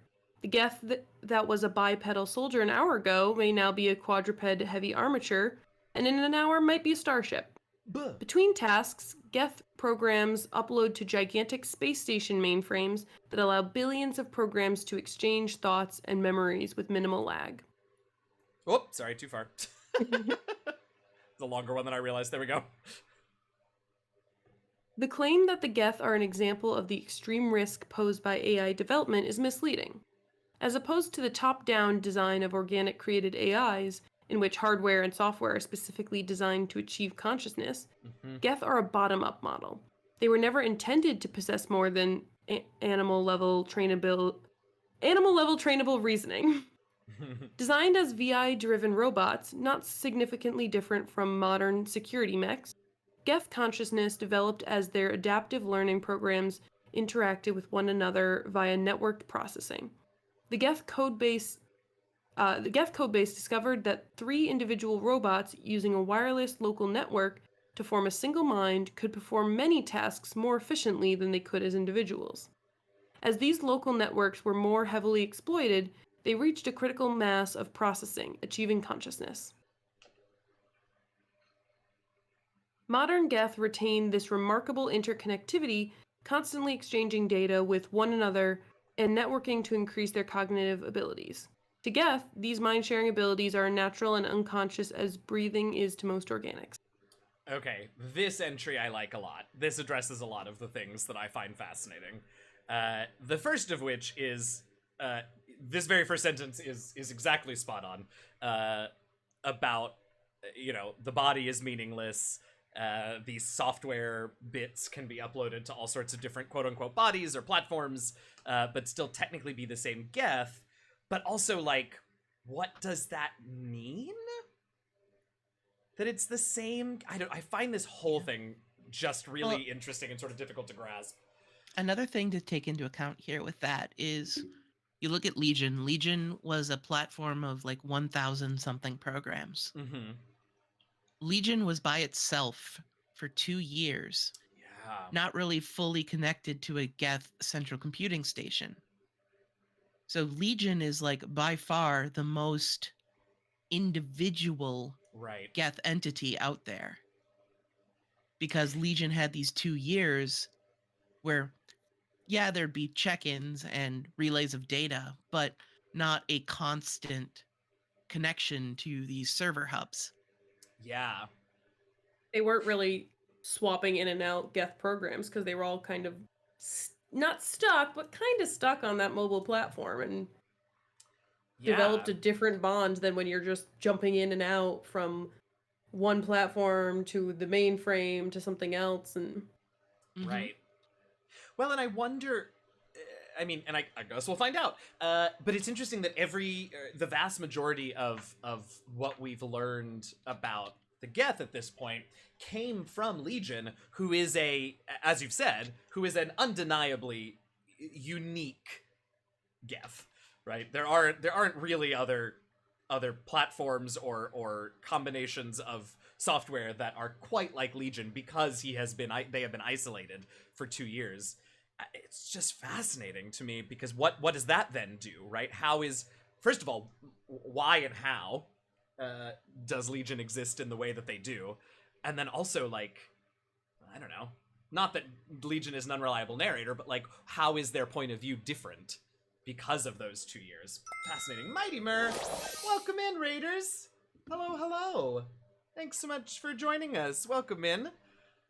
Hello, hello. Let me do there we go. Thank you very much, Fluffy. Before we on it. fully get off that topic, I just want to say that I think, Yeah. in a way, the Geth with Legion, they almost feel like they can connect the organics to the Geth a little better because they understand more. So it's almost like if any other Geth tried to explain this to Shepard, it might have just been like total disconnect. But Yeah, anyway, absolutely. hello Raiders. Hi, Raiders. Welcome in. I just realized I didn't update the Codex entry because we're not talking about the Drell anymore. We're talking about the Geth. Welcome in, Raiders. Proper hello this time. I'm Okenyo. I'm DM Jazzy Hens. This over here, I guess, is our Mass Effect 2 Codex Roundtable. We got some folks on voice chatting with us here, and just going through different Codex entries, nerding out about Mass Effect lore. So welcome. If it is your first time here, we are on follower-only mode, which I'm sure Mer told you, because she's always on top of that. But hit that follow button. We'll see you in 10 minutes. Otherwise, welcome in. Glad you're here. I will give you all a raid video in just a minute, but I don't want to... There are a few other things I want to talk about with the Geth first. Where was I going? Oh, the other thing that I sort of love, and maybe it's just the way that this entry is written and designed, but I love the idea that this entire species developed sentience because they had an objective to be as efficient as possible. Mm-hmm. And so they developed, sort of independently of anything else, they developed full sentience so that they could be efficient. If that ain't capitalism gone awry, I don't know what is. I was gonna say that's so very human. Like a very Borg, yeah. I remember in all of my like engineering classes, it's like, well, engineering came about because people were lazy and wanted an easier way to do something. Yeah. Well, They wanted to be more efficient with it, and so they found a better way. Well, there's also fun things to consider. Like, you could also think about it from they were started off to do these really simple tasks, and then they learned, oh, hey, if we connect with each other, we know more. Mm-hmm. So eventually, you could almost think about it as Geth. Each individual Geth program is like a brain cell. You get enough of them together, eventually, you're going to start getting what people call sentience and consciousness. Sure. Mm-hmm. Yeah. Interesting. I'm very excited to know that there is more coming for this species, these individuals, or not individuals, I guess, in ME3, because I just, the whole idea is fascinating to me. I've said that word so many times in the last half hour. What else about Geth? Anything? I'm glad we did this. This is great. Anything? Yeah. Ties back into that whole thing about what is a person, what is a memory, what is... Oh yeah, talking about like gray boxes and stuff. Geth, I mean, in theory, it's kind of what the Reapers did, no? Or what Sovereign did. What's that? Tuck! Hello, Raiders, welcome in!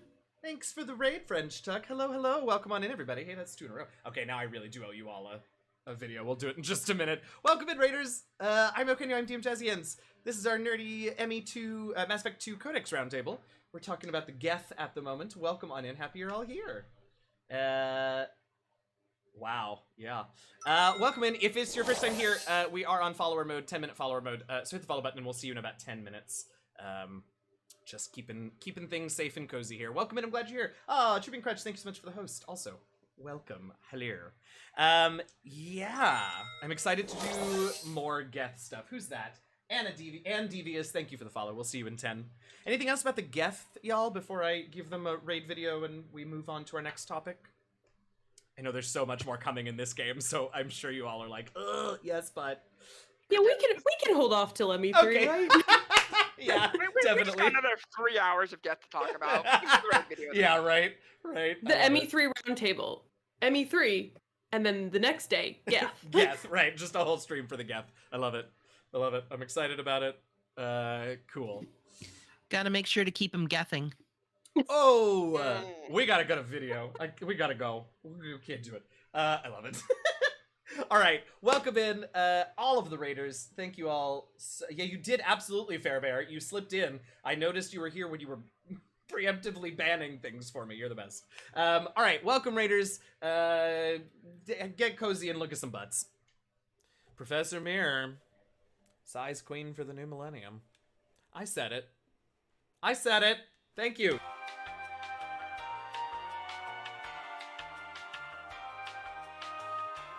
Okay, we're not gonna miss it. I'm not gonna miss it. No, I'm not gonna miss it. I'm not gonna miss it this time. I missed it.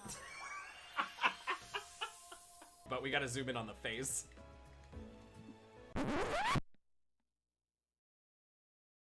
Look on over, come on over, come. Okay, we need to keep moving. No, come back.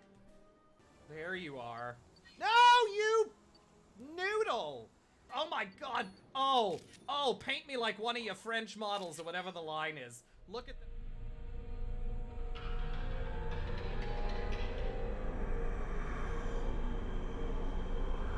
Oh, that's a butthole.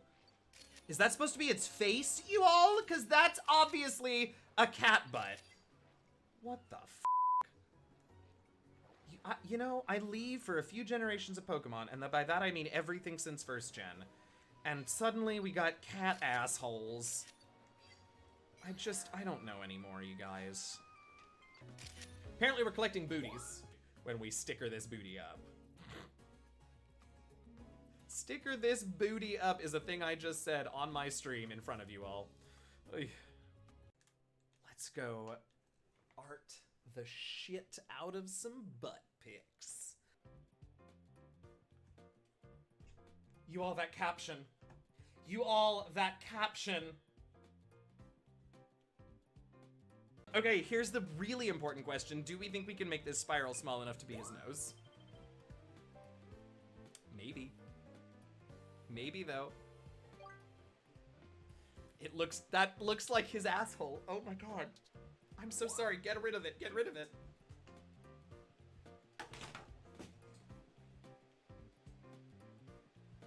Which, like, feels like it's using the architecture of the butt less. I think it's because of the perspective. Like, the sticker is flat and the ass is curving.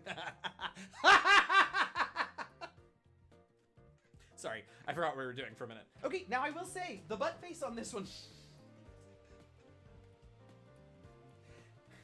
The face on this butt...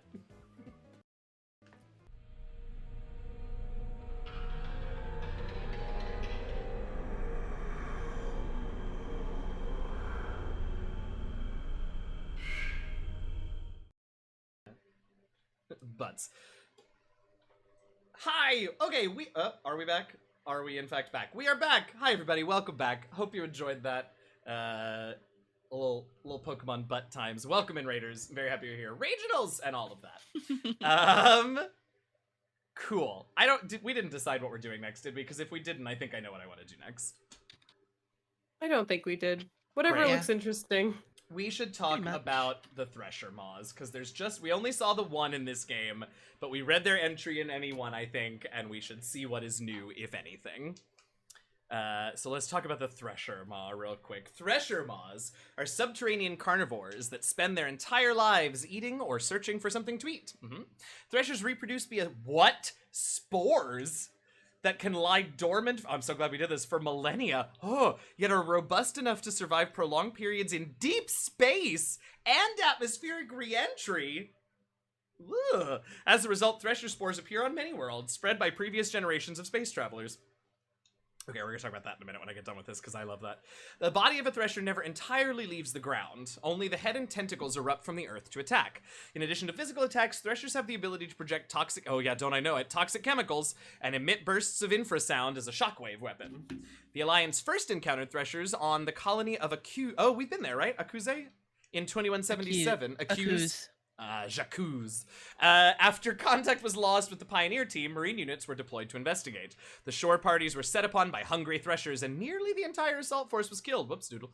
Alliance forces recommend engaging Threshers with vehicle-mounted heavy weapons, and so we do. Hold on. What by spores that can fly through space and enter the atmosphere. I love that that is how they explained why there are Thresher Maws on a bunch of random planets in ME1. Yep.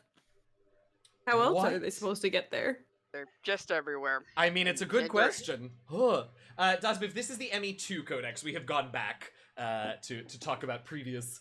Tardigrade plus Purple Worm equals Thresher Maw. Holy crap, Brian, you are correct. Is Aku's one of Shepard's possible backgrounds, or am I misremembering? It is. Yeah. Yeah, it's the Soul Survivor It's- background. I was gonna say it was the Soul Survivor, wasn't it? Yeah. Yep, attacked by a Thresher Maw. It's also like that weed that's spraying seeds everywhere when you touch them and gets carried places. Yeah, except interstellar weed seeds. Wild.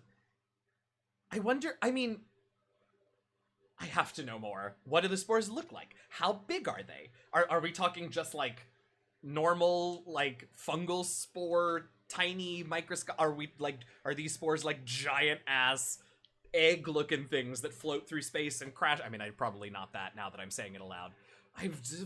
Whoa. Do they look like asteroids? Who knows? Right, right. Oh my no, god, Bear what if Bear. they do? What if they do? This is why the Circle of Spores Druid is so powerful. Yes, yes. Oh my god, wait. A Spores Druid that wild shapes into a Thresher Maw, which is actually just a Purple Worm stat block. Although I think Purple Worms are monstrosities, not beasts. Damn. We'll make an exception, because that's amazing. Also, I'm wondering how they reactivate once they re-enter the atmosphere. Yeah, it doesn't say that. I wonder what the, like, is it a set of conditions? Probably tardigrade rules. That's true. Since we have combined their DNA now, apparently, tardigrade rules make the most sense. Either way, maybe more Remmer has. Oh, sure, could be Thresher Maw mystery.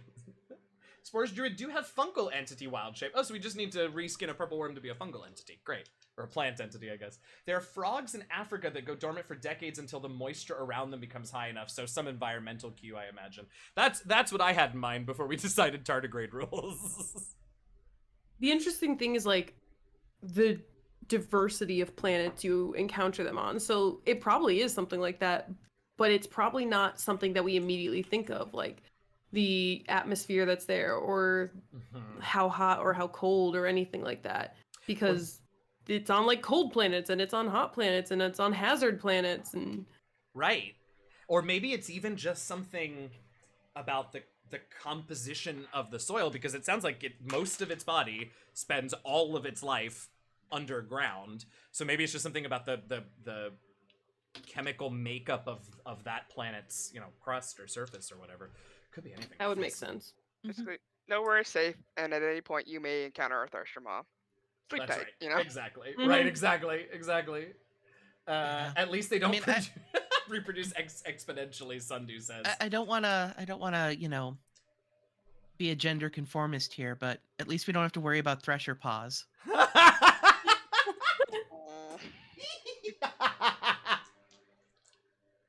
Oh no, I left Thresher Paw back home. Thresher Maw came with me though. Incredible. I love it. I love it. Cool. So do we see any in ME3? That's a spoiler, I know, but I'm asking, so it's okay for you to answer. If I you want the spoiler, Oh my I god, know the wait. case everyone is making, and you don't want to know. Oh my Yeah. god, okay. All of these are I'm so happy to not know these things. I'm so excited. More Geth, more Thresher Maws, I'm thrilled. I like that they took Thresher Maw. Or at least it feels like. I don't know a developer, so I can't ask. Fair but enough.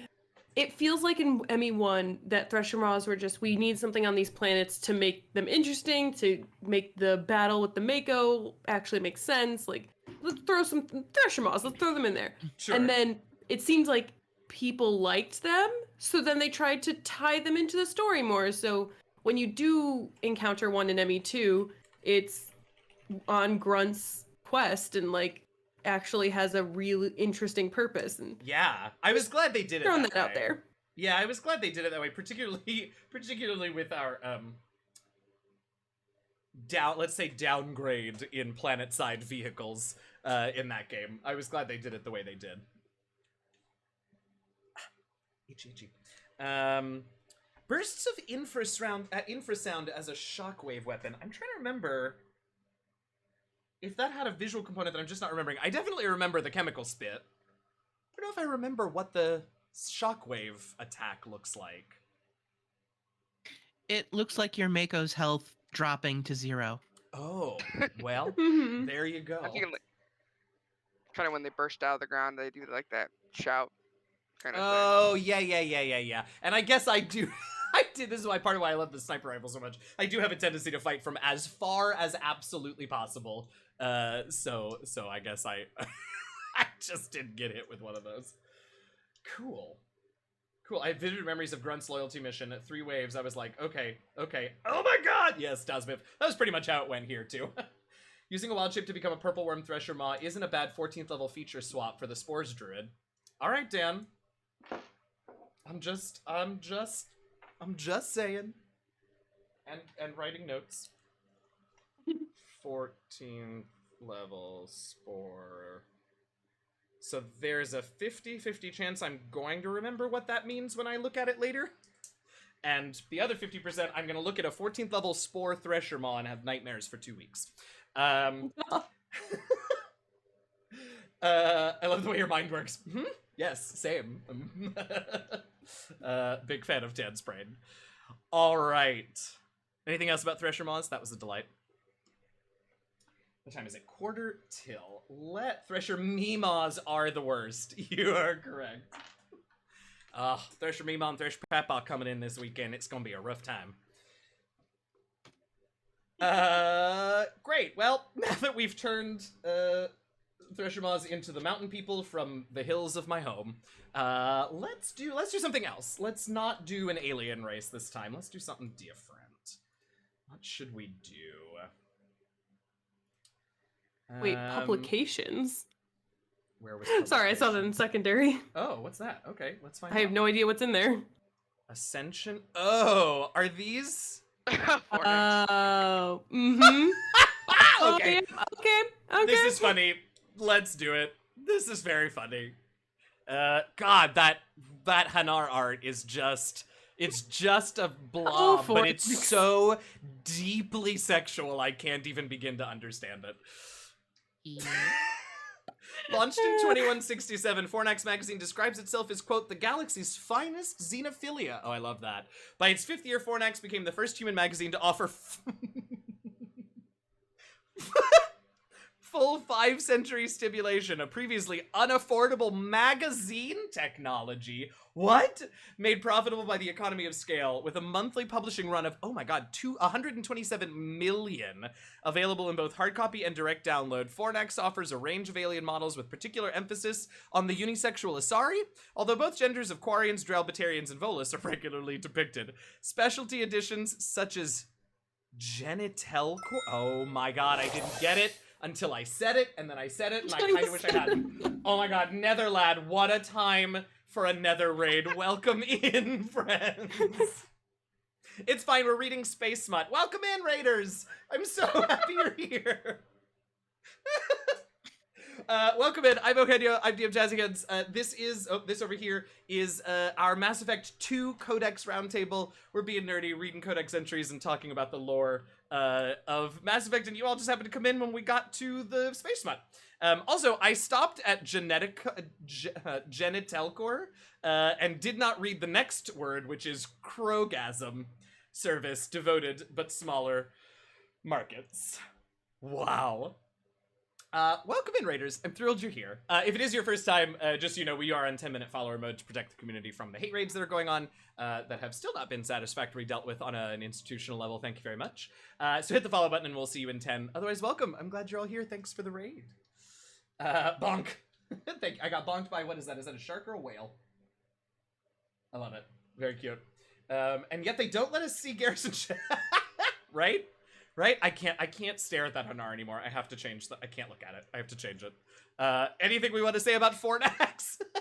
as they say, the fan fiction always provides, and I'm not going to say how I know, but I know there exists a PDF of Fornax.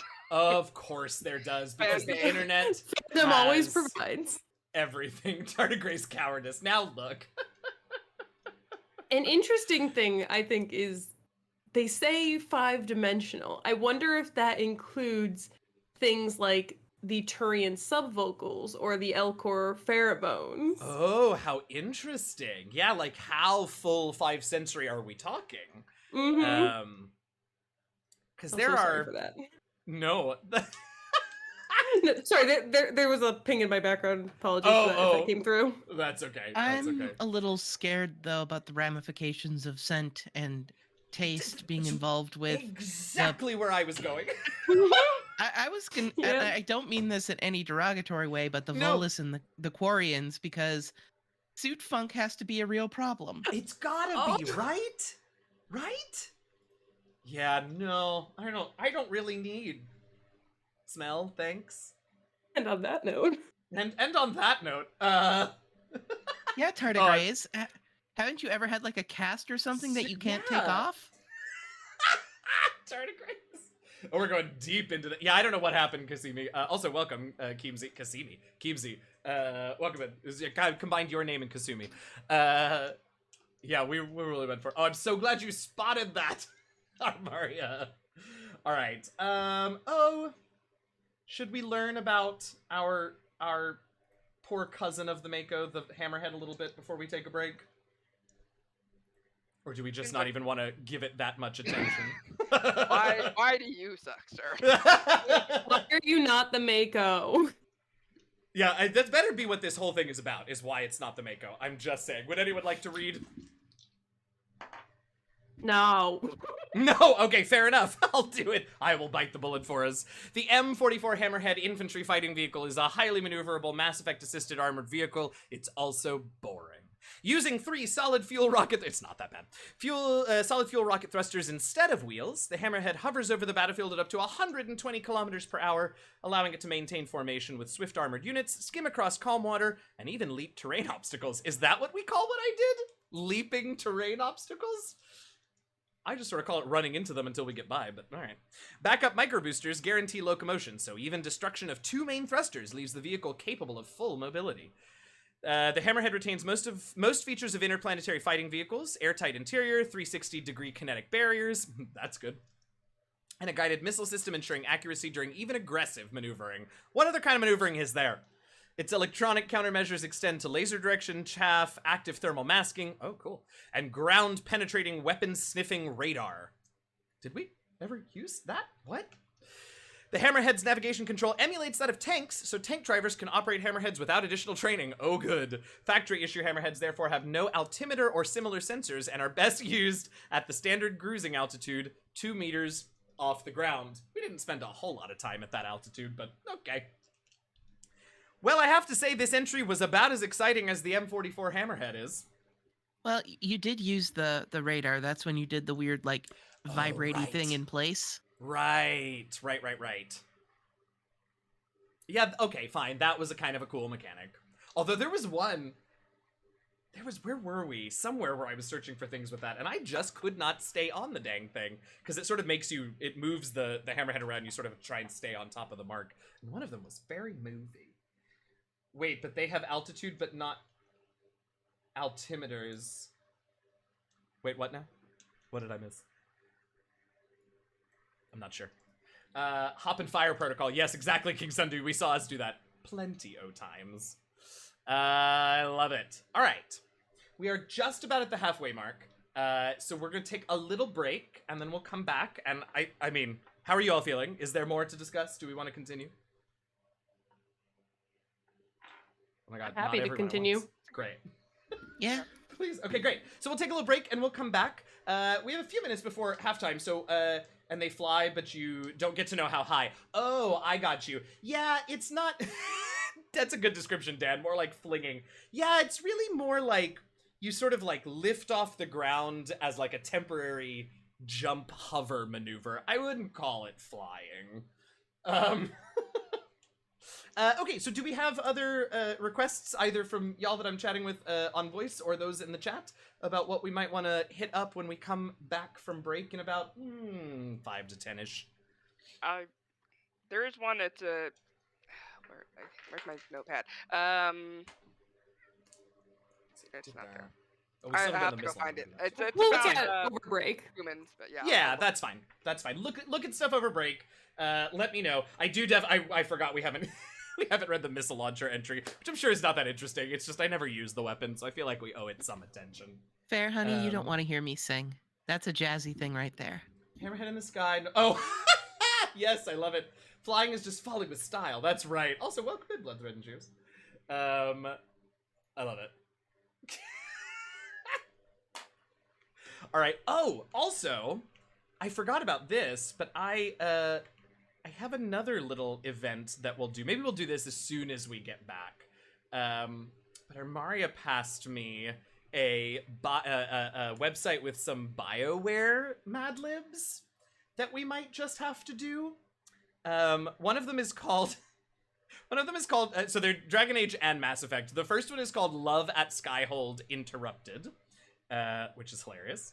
There's only two, I guess. So one of them is Dragon Age and the other one is Mass Effect. But it's called Calibration Overload. Oh. I thought they were on yeah. brand. Yeah. So maybe we'll do I those. didn't read through them very well, though. I just looked and was like, these look fun. Yeah, I'm sort of scanning the Mass Effect Calibration Overload right now, and it looks like it's generic enough that there aren't any, like, spoilers or anything like that, so we all good. Okay, Yeah, good. so maybe we'll do that. Maybe we'll do that when we get back. That'll be fun. The art of throwing oneself at the ground and missing. I love it. I love it. Okay, so I know it's a little before 4, but since we just finished another entry, this feels like a good time to take a little break. Also, it's gotten real warm in here in the last 20 minutes, so I'm gonna go turn the air on. Hang out, get a bio, get water, get whatever you need, and we'll be back in about 5 to 10 minutes to continue on with a little more Mass Effect Codex Roundtable nerdery. Thank you all. We'll see you in 5 to 10.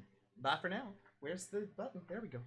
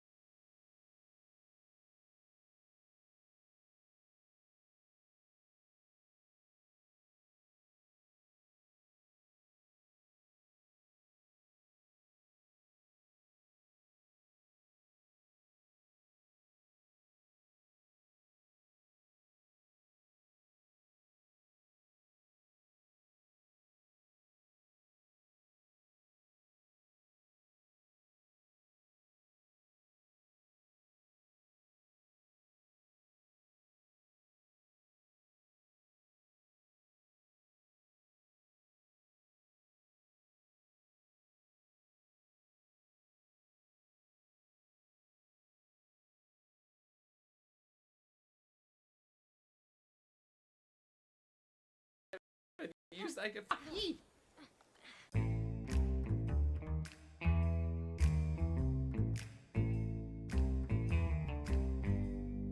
Stealth! Do I maybe need a power that I don't have? Usually it tells me. The duck! You noodle. You utter noodle. Fine, I will take a potion. Noodle! I believe in you. So many near falls. I know, I hate it. It's so stressful. Ah, you banana. You nougat. Yes, yes, yes. Loving it, hating it. Loving it, no hating it! Okay, here we go. Jump, double jump, little fly, turn it around. Sure, whatever, just get it around. Can we get it? Yep, over here, please! Yo! Oh, you noodle. Oh! Double noodle. Oh. Stealth! Can't really call it Phoenix, can we? Stealth! I can't imagine you really want this pearl this bad. Stealth! Stealth! Stealth! Stealth!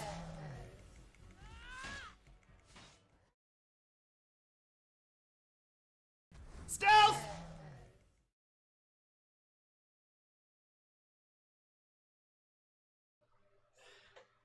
Hello! Nope, yeah, hello! Welcome back, everybody! Thanks for hanging out. We are back. Oh, I gotta turn on the other audio. There we go. We are back with more Mass Effect Codex Roundtable. Thank you so much for hanging out. Thanks for sticking around. Hope you had a nice break and enjoyed a little Phoenix action. I told our guests I do have another video in process. I just haven't had the time to finish it in a long time, but it's coming. We shall see. We shall see. But it's time for us to take a little pause from the Codex and do a BioWare jazz mad lib, whatever. So I'm very excited. If you have not done a jazz lib with us before, you will very quickly figure out what's happening. I'm gonna ask for words. You all will toss words of those categories in the chat. I'll pull them out and put them on this grid, and then we'll read a funny story about calibration overload on the Normandy, which seems to star Garrus, as far as I can tell, just glancing at this Jazz Effect mass lib. Yes, Sharkyopdrinks, exactly. Okay, so, and I'm gonna ask our guests to put in some of these specifically, but we will start with a general ask for anyone who wants to toss in. I need some adjectives, please, some words that describe other nouns, other objects, other things. I need some adjectives, please. Jazz Effect mass lips. Fuzzy, spicy, bewildering, effervescent. Oh, these are all so good. This pen is dying though, so let's grab another one. I have 18,000 pens at my desk. Where are they all? Here they go. Effervescent, slimy, ew, glowing. I love it. Let's do. All right, great. Where's my other adjective? There we go.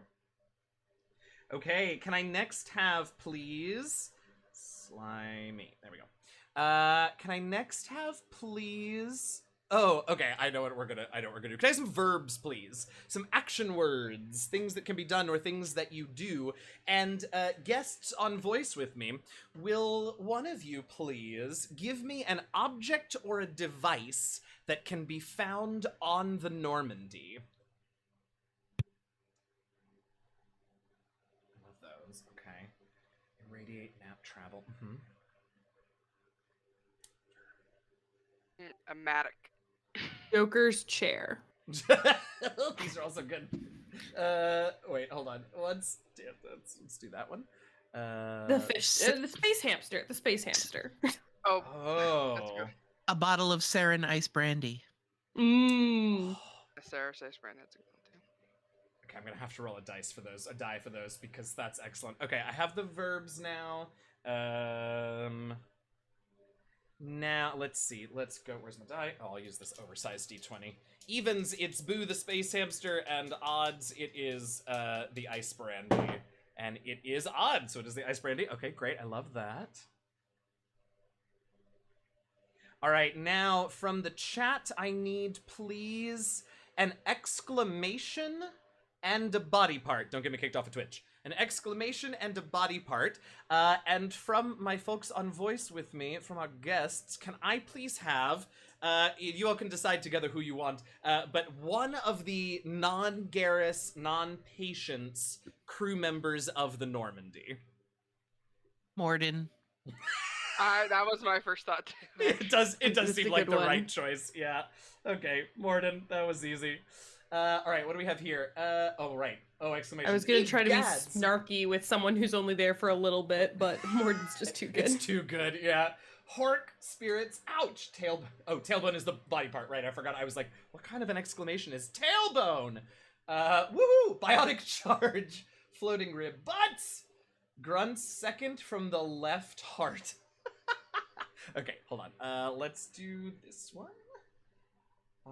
And then let's... Also a good one. And then let's grab... These are also good. Let's do... That one's fun. All right, the next thing I need, please, is just... and I'll get this from... I'll get this regular old word from you all, from our guests. I just need an adverb. Any word that describes an action. Where does it go? It's like things are easy, adverbs are hard. I know, right? I gave you guys a tough one. Clumsily? Cautiously, anxiously?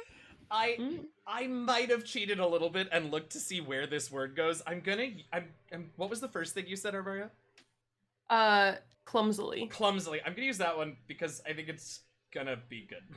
Clumsily. Okay. All right, that's it. It's to the point, short and sweet, and I'm excited about it. I only kind of have any idea what this is about. Something about Garrus. Here we go. Oh, stop it. Now's not the time. Garrus was spicy today. The Normandy's ice brandy had been calibrated to the point of perfection.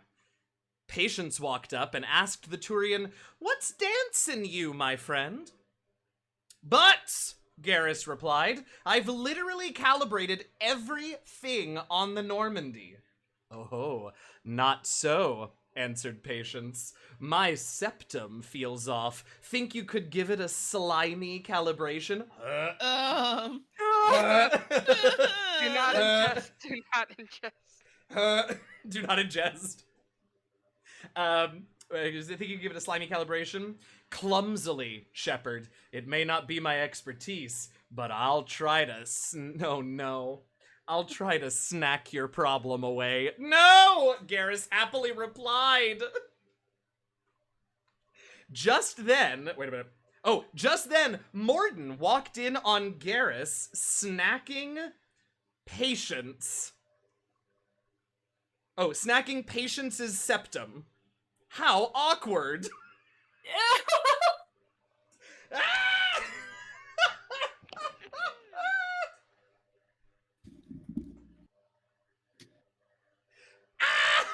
That was wild. And I loved it and also hated it. Okay. Hold on a second. I'm gonna load this up because I loved that as much as I'm awkward. That is messy. Yes, Fanta. Now all I can envision is Morton walking in and going, "Found source of scale itch. Predicted as such," and then just walks away. Yes, and then walks away. Oh my god. "See, you are busy. We'll return later." Yes, exactly. We'll bring Incredible. ointment. We'll bring ointment. I love it. Okay, that was good and also very short and to the point, which I appreciate. So I think we have to like also do the Dragon Age one because it's here and it's in front of me, and we all love Dragon Age 2 as well. So but we'll get back to the Codex, but I really want to do this Love at Skyhold interrupted one. So let's do that one. It's gonna be great. So chat, will you all please give me adjectives? Looks like I need several of them. So give me adjectives. And guests on voice, will you all Give me the name of a place in Skyhold. The dungeons. Oh. Cullen's room. The With no tavern. roof. Oh man, those are all great. All right, I'll get a d6. Let's see, what do we have for adjectives though? Voluminous, fade. The chess touch, table in the shitty. garden. All right, hold on. I give you bigger. All right. Okay, so we're gonna go. Well, I won't tell you which one we're going through until you find out. It'll be very exciting. A war table. Okay, adjectives. We got fade, touch, voluminous, shady, scintillating, green, leathery, gracious. Let's do. Okay, let's do this one. And then, one of the. How interesting. Some of these are really specific. Like, one of these is asking for an adjective specifically that describes a smell. So, wild. Guess on voice, will Smelly. you give me... right. Will you give me the name of any of our companions from, well, presumably from Inquisition, since we're at Skyhold? Cassandra. Cass. I Dorian. will always say Dodo. Dodo! Oh, I'm so sorry, Keke. I think we have to go with Dodo. It is fair. All right. I've got plenty of adjectives now. You know what? There is one that is sort of. So we'll do that. And then we'll do this one. Huge. And all right, can I have, oh, okay, I'll put in there's a place for a second teammate's name. So that one can be Cass. Perfect. Perfect. I'm feeling whatever's happening, she's gonna enjoy it. Yeah, absolutely. What was our She's Inquisitor's name? very fanfic. Yeah, right. What, was it Spiciest? She may be writing this. What was our Inquisitor's name? Spiciest. It was Spicy, right? Yeah, not Jazziest was Baldur's Gate, right? Okay. Mhm. Yep. Spiciest has to go there, which means we are just missing chat, can I have a couple of verbs and then we will be all set.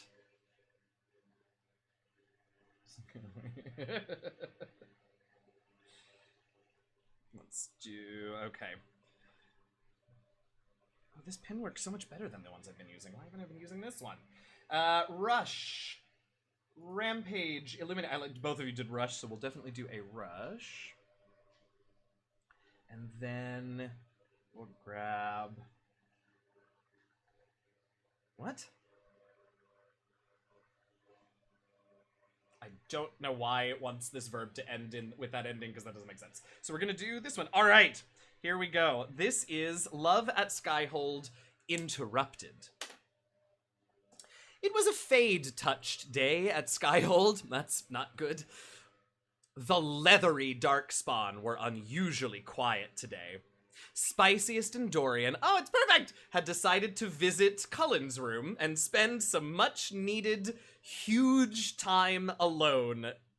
Rushing. Oh my god. I don't know what any of that means.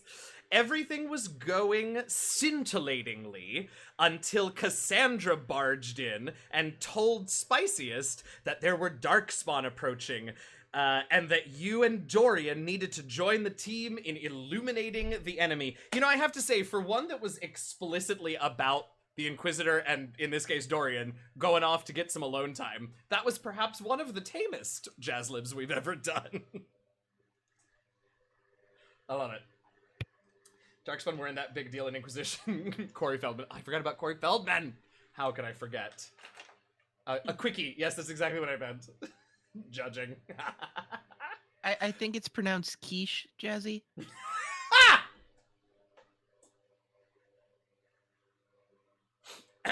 Yes, my mistake. Very good. All right, that was a delight. Thank you so much for sending those to me. I was very excited when you sent them, and I saw them, and now I'm glad we got to do them. So thank you. I'm glad they went over well. They did. All right, let's read some more codex. Now, we talked a little bit in the break about stuff that we wanted to drink. Went up my nose. Sorry, hope you're okay. We talked about some of the things that we wanted to bring up when we came back, and one of them is our favorite dude we love to hate, Tim. So we're gonna go to organizations, Cerberus, and then there's this one specifically on Tim. Should we do the Cerberus one, y'all, or should we just go straight to Tim? I think we should do both. Okay, great. Oof. Would anyone like to read about Cerberus? I can do it. Do it. Immediately following the First Contact War, an anonymous extranet manifesto warned that an alien attempt at human genocide was inevitable. The manifesto called for an army, a Cerberus, to guard against invasion through the Karen relay. Charon? I always forget how to pronounce Karen, that. I believe, yeah. Karen. Derided as survival rhetoric written by an elusive man, the manifesto and its anonymous author soon fell off the media radar. But in 2165, terrorists stole antimatter from the SSV Geneva. The sole figure arrested named his sponsor Cerberus. Throughout the 2160s and 2170s, alleged Cerberus agents assassinated politicians, sabotaged starships bearing Ezo, and conducted nightmarish experiments on aliens and humans. Denounced as human supremacist, Cerberus called itself human survivalist. Ugh. But Counter-terror experts speculate Cerberus may have changed leadership with its recent shift to stop stockpiling ships, agents, and weapons. Whether he, she, or they, the elusive man hides his finances behind shell companies. Few doubt he will kill anyone attempting to expose him. whether he, she, or they, let's continue to use exclusively he pronouns. Okay. With his leadership stockpiling it.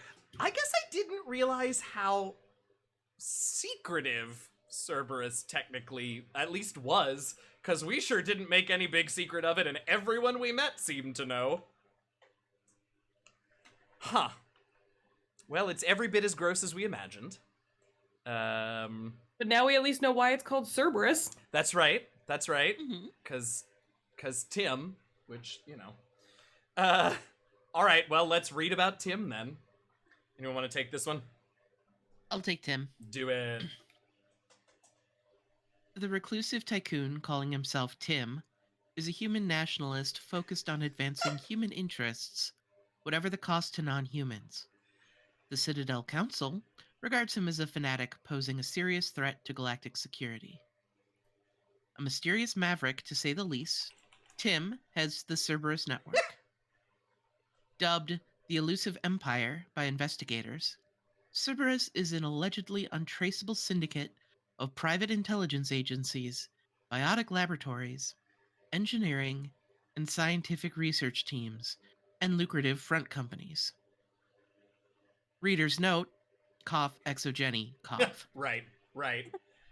Branded a terrorist and seditionist organization by authorities, Cerberus is the only human power base other than the Terra Firma Party strong enough to embrace, if not threatened, the Council and its human representatives. Embarrass, if not threaten, the Council and its human representatives. They do enough to embarrass themselves, thank you very much, but... Huh. Alright, Tim. Research fronts... Well, how interesting. Now, we were talking about this during the break, but apparently there are variations on this entry here. Is that right? Is it this one or the Cerberus one? Both Cerberus and the Elusive Man ones change depending on the game. Fascinating. I think I can ask this. If you can't answer without big spoilers, it's fine, but it's ME2, so I think we're okay. Changed on based on how we finish the game? Or smaller interactions throughout? I would say more of how the world and Shepard view Cerberus and the Elusive Man in ME2 versus 3. Oh, interesting. Oh, okay. Yeah, so if we had gone renegade and been cool with all of the weird human supremacist terrorism stuff, this would be different? Is that kind of the idea? I don't know if it would be much different there. I think it's more of it does talk about in this entry about Cerberus kind of being under the radar. They're not really under the radar anymore going into 3. Right. Okay. Gotcha. Yeah. It's more so the ME2 entries are different than the ME3 entries, even though not much changed. Got it. Okay, Yeah, that's cool. the Rise of the Alliance does change based on your action from ME1. Oh, that's how- the one that changes. Okay, so yeah, we're gonna grab that one in a moment. But in the before we do that, anything else about Cerberus or Tim? This art of him here on his entry is not quite. I feel like it's different than him in the game. In the game, I feel like he was. Oh, I'm gonna get this wrong. Okay, first of all, who voices him? Martin Sheen. Thank you, Martin Sheen. I was like, Sheen, Scorsese. What's his name? Martin Sheen. So in the game, every time we saw him, I thought he kind of looked like a cross between. I could see Martin Sheen, and then also, y'all, I'm so bad at names. So I'm cheating, and right. So I thought he kind of in the game looked like a mashup between Martin Sheen and Willem Dafoe. I don't know who this guy is that's on this codex entry. This is what happens when you stand in front of a star to Yeah, give all of your monologues. I guess so. It has an effect. Really good. Tim. I mean, he looks like white CEO insert here. That's exactly what I was gonna say. It's like I see him like heading a table in a boardroom. Headshot he had taken a long time ago. I mean, to be fair, Millie, I can't say anything about that. The headshot I have been using for things is way older than it should be, let's say. But still. Okay, well, I'm glad we read it, because we'll get to see how it's different when we finish up ME3 and do that Codex Roundtable. Anything else about Cerberus before we move to the Rise of the Alliance entry to get a little bit of history about the Systems Alliance? I can't give a lot of information, but I know there's a lot of Tim and Cerberus stuff in the ancillary material, a lot of the comics and things like that. Oh, interesting. Okay. Like background and how he became the Elusive Man and so on and so forth. Gotcha. The moral of the story is it doesn't matter. Tim's still a dick. Tim's a Cerberus dick. still sucks. True, yeah. I love We that. stole the Normandy from them. Haha, suck it. Suck it. Yeah, we did. Yeah, we sure did. All right, well, let's go over. Oh, go ahead.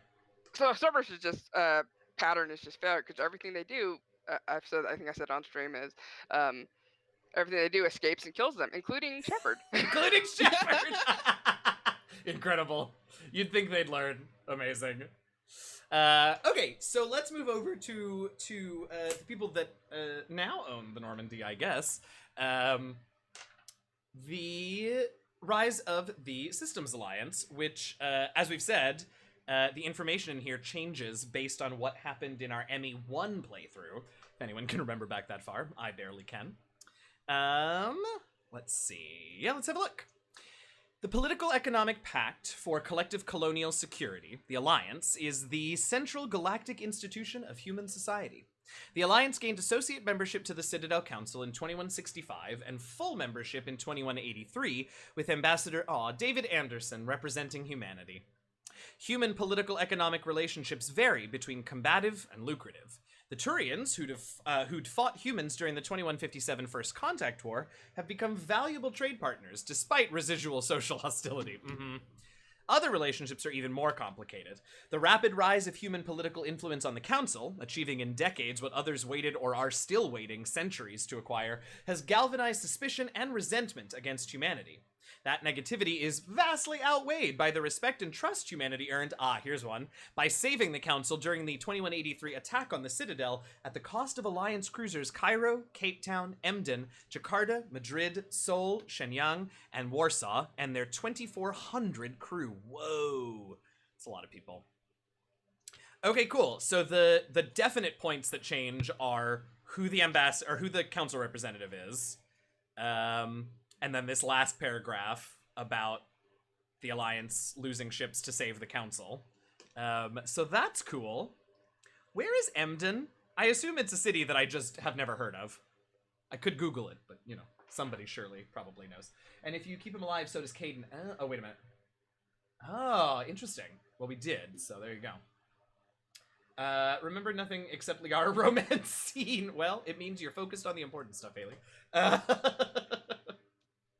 I had to Google it myself. Oh, it's okay. Where is it? Germany. Seaport in Lower Saxony. Oh, okay, cool. There you go. All the others I'd heard of. That one I had not. I don't remember if you took. I think you probably did take the option when you're talking to a reporter in the beginning of 2, where they bring up the Alliance's loss, and Oh, yeah. Shepard gives Yeah, all of those names of the ships. That's right. Algiani. That's Mhm. right. Janani. That's right. Yeah, I do remember that scene now. They all went by so fast, and by the time they got to Emden, I was too busy being like, it was in the middle of, oh, they're all named after cities. Ah, damn it, I missed 3 of them. Yeah, okay. Yeah, So I mean, much more satisfying than smacking her in the face, leading off all. I'm glad we took a little moment just to give it a try and then save scummed it. Yeah, so I mean, on the one hand, I kind of want to be like, I mean, get you a Spectre that saves the galaxy, and you too can skip ahead in the line to join the council. But also, like, what are we waiting for with some of these races? Do we know? I think we do, and I think they've talked about it, and I only kind of remember. But do we discuss much at this, or up to this point, have we discussed much what the qualifications are to join the council? I mean, aside from having, as we've mentioned, whatever level of space travel is required, extraplanetary, however we want it. But are there other things that we know they look for? I feel like I vaguely remember a few conversations about this in the games, but I don't remember the content of them. Yeah, it was mentioned a little bit in one of the cruiser entries we were reading about what dreadnoughts you're allowed to have, and it's like you have to be able to contribute so much to the defense of the council space, Right. and other things, I'm sure. Yeah, it really. Go ahead. What I remember from being like, it's basically just, well, what can you give us? Like, we'll give this to you, but like, what can you provide to us? Like, why should we give this to you? Like, what are you giving us in return? Peak capitalism. Yeah. And that's kind of why it's such a, thumbing the nose at the Volus, because they're basically the bankers of the galaxy, but they don't get to count, even though they're handling all of the money. That's exactly who I was going to bring up in terms of like, what can you contribute? It feels like the Volus have contributed, just based on how often we see them around the Citadel, it feels like they've contributed quite a bit to the infrastructure there, and yet, did any of you watch Babylon? Oh, go ahead. I was gonna say, they're also technically a client race of the Turians, so that might have something to do with it as well. Yeah, so I think that technically they can't apply because they're already under Turian protection. Oh, interesting. So they, in theory, maybe have to, like, that alliance would have to be dissolved before they could join as their own entity, which of course I can't imagine they want. Interesting. I was gonna say, did any of you watch Babylon 5? I guess it was. No, I was a Deep Space Nine fan, and they were copying each other, and we can't watch both. Oh, that's funny. So I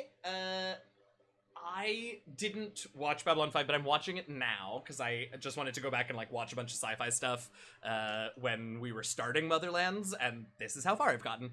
And this just very much reminds me of like the Council of Non-Aligned Worlds in Babylon 5, and like the way that there were all of these species on their version of the Citadel, very, very much like this, but only some of them were officially represented on their governing council. And it seems to sort of... we talk a lot about how, like, oh geez, we imagined a technologically advanced future where capitalism still sucks the life from every sentient being. But we also, like... and I don't know, I guess this is human nature in some way, but we also keep creating these futuristic sci-fi societies in which there are always, even if they're not part of the human race, there are always, right, the haves and the have-not groups on a sort of, species level. It's just the things that we hold on to and decide are going to persist throughout our future history, which is, you know what I mean. Anyway, waxing poetic and philosophical. What else about the Rise of the Alliance and the Systems Alliance? I'm glad we're back working for them again. Feels much more comfy. Why, yes, all the B5, Brax says. We're watching again right now. Oh my god, I love that, Sharkyoptrix. Yeah, I'm trying to get through this one, and then I'm going to start going through the Star Treks again, because I never watched them, like, straight through, even when I was occasionally watching them when they were coming out, so I'm going to just... Anyway, babbling. I just found a mod called Adorable Reap... Oh? No. Oh dear, I'm looking it up. Oh. Oh no. Oh my. I don't even want to know. I'd like do, but know that I'll regret it, but do. Mm-hmm. Why do I have a feeling it's Actually, not replacing the that blah? It's not that bad, KK. well, visually at least. Sure.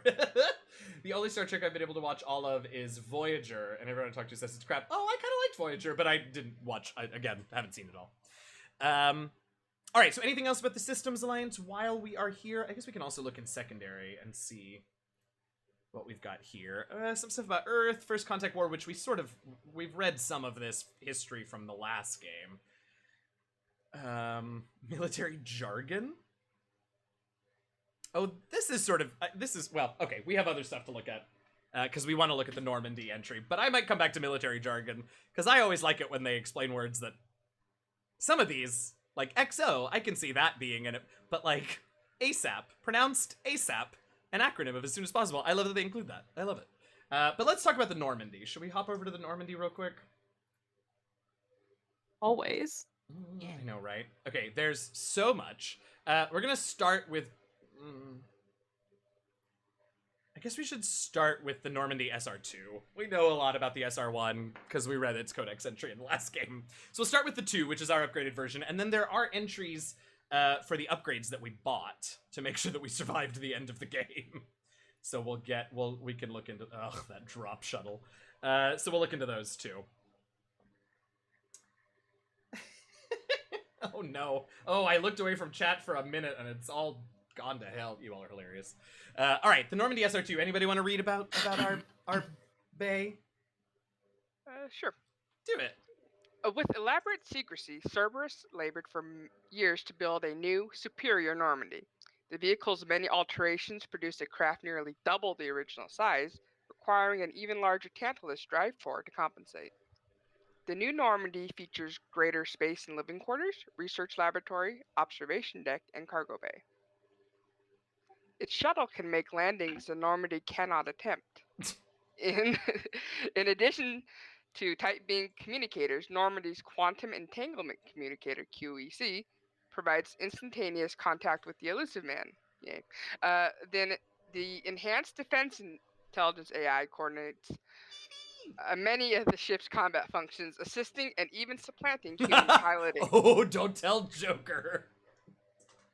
Potential upgrades are numerous. The airframe could support additional armor and an axial mass accelerator. The thrusters could support recent advances in fuel technology beyond H2O2 chemical rockets, and the hull can mount double the standard number of kinetic barrier projectors, leaving space for stronger shields. Easily sustainable via the new EZO drive core. She's badass, this ship. I love her. What was I gonna say? Okay, this is a question about ME3, I know. But do we just now have a QEC that sort of works for everybody now?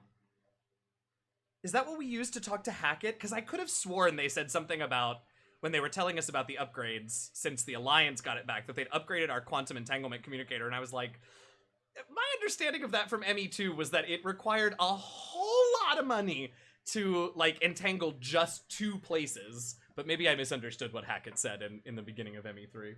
There is a quantum entanglement communicator entry in the secondary in technology. Oh, is there? Great. Let's look at that, because I'm very curious about it. And then we'll come back and look at the other upgrades. Oh, that is not the category we want. Also, Fluffy just had an internet outage and will hopefully be back soon. Oh, yes, I see. Oh, no. All right. Well, we'll miss you while you're gone and hope that internet comes back. That's annoying. For you. We're okay. We miss you, but... Okay, FTL drive appearance. Okay, I get it. Quantum Q. Oh no, it's probably up here, huh? Wow. Okay, there's a lot in here. Oh no, I may not have it. Is it possibly in technology? It is possibly in technology. Yes, good. Yeah, it's in technology. Okay. Biotics. Technology communications. Great. And then, yeah, there should be one that says, oh, maybe you don't have it. See, I don't think I mean, unless it's just in the regular No, it would be one. communications, quantum entanglement communicators. Oh, yeah, I don't have that one. Oh, boo. Oh, well. That's okay. We will find out more about our quantum entanglement connector, whatever the hell, on Normandy 2.5. Yeah, it basically says it's real expensive and difficult to produce. Right. Oh, boo. I'm sorry, Fluffy. That does suck. Okay, wait, let's go back to here so we can look at some of our upgrades. Yeah, I did like that idea, though, of using quantum entanglement to do communication over enormous distances. I understand just enough of quantum mechanics to think it's fascinating, and not enough to really be able to have an intelligent conversation about it. But I love that they use that in there, and I think that's very cool. All right, should we talk about the armor, the shield, the weapon, or the shuttle next? Yeah, I'm gonna say cannon because Garrus, but Yeah, they're all good. Oh, right. Good point. Good point. Okay, it's like they saw the signs by secret societies and were like, but make it corporate. Oh, are we talking about how they put the Cerberus logo on everything? Okay, here is that you want to read the canon, Armoria? Sure. Because Garrus. Because Garrus, listen, space husband. I feel it. Following the Battle of the Citadel, human and Turian volunteers conducted a massive 3-month recovery effort to clear the station's orbit of debris. Secretly, the Turian Office of Technological Reconnaissance volunteers, in quotes, were technology recovery specialists salvaging the main weapon of the Geth flagship Sovereign and large amounts of its valuable Ezo core. Contrary to popular belief, Sovereign's main gun was not a directed energy weapon. Rather, its massive Ezo core powered an electromagnetic field suspending a liquid iron-uranium-tungsten alloy that shaped into armor-piercing projectiles when fired. What? The jet of molten metal, accelerated to a fraction of the speed of light, destroys targets by impact force and irresistible heat. Oh my god! Only 11 months after the battle, the Turians produced the Thanix, their own miniaturized version of Sovereign's gun. The Thanix can fire reliably every 5 seconds, rivaling a cruiser's firepower, but mountable on a fighter or frigate. What?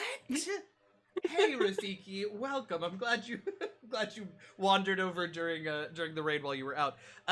That's wild. Okay, so many questions. First of all, iron, uranium, tungsten? Liquid. What? Liquid iron, uranium. Oh, right. tungsten. Sorry, liquid iron, uranium, tungsten. So now we know why we're strip mining everything. Yeah, right? I wonder what... Like, is there a radioactive component to it? Like, are we talking radioactive uranium? Or does just any depleted uranium work? Is it just about, like, the stability? It's a super soaker of death, said Fluffy. Oh my god, yes.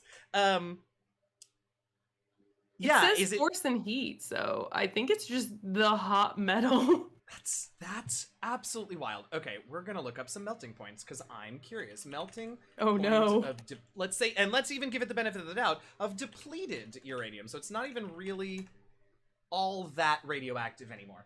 Oh, cool. So the looks like the wait a minute.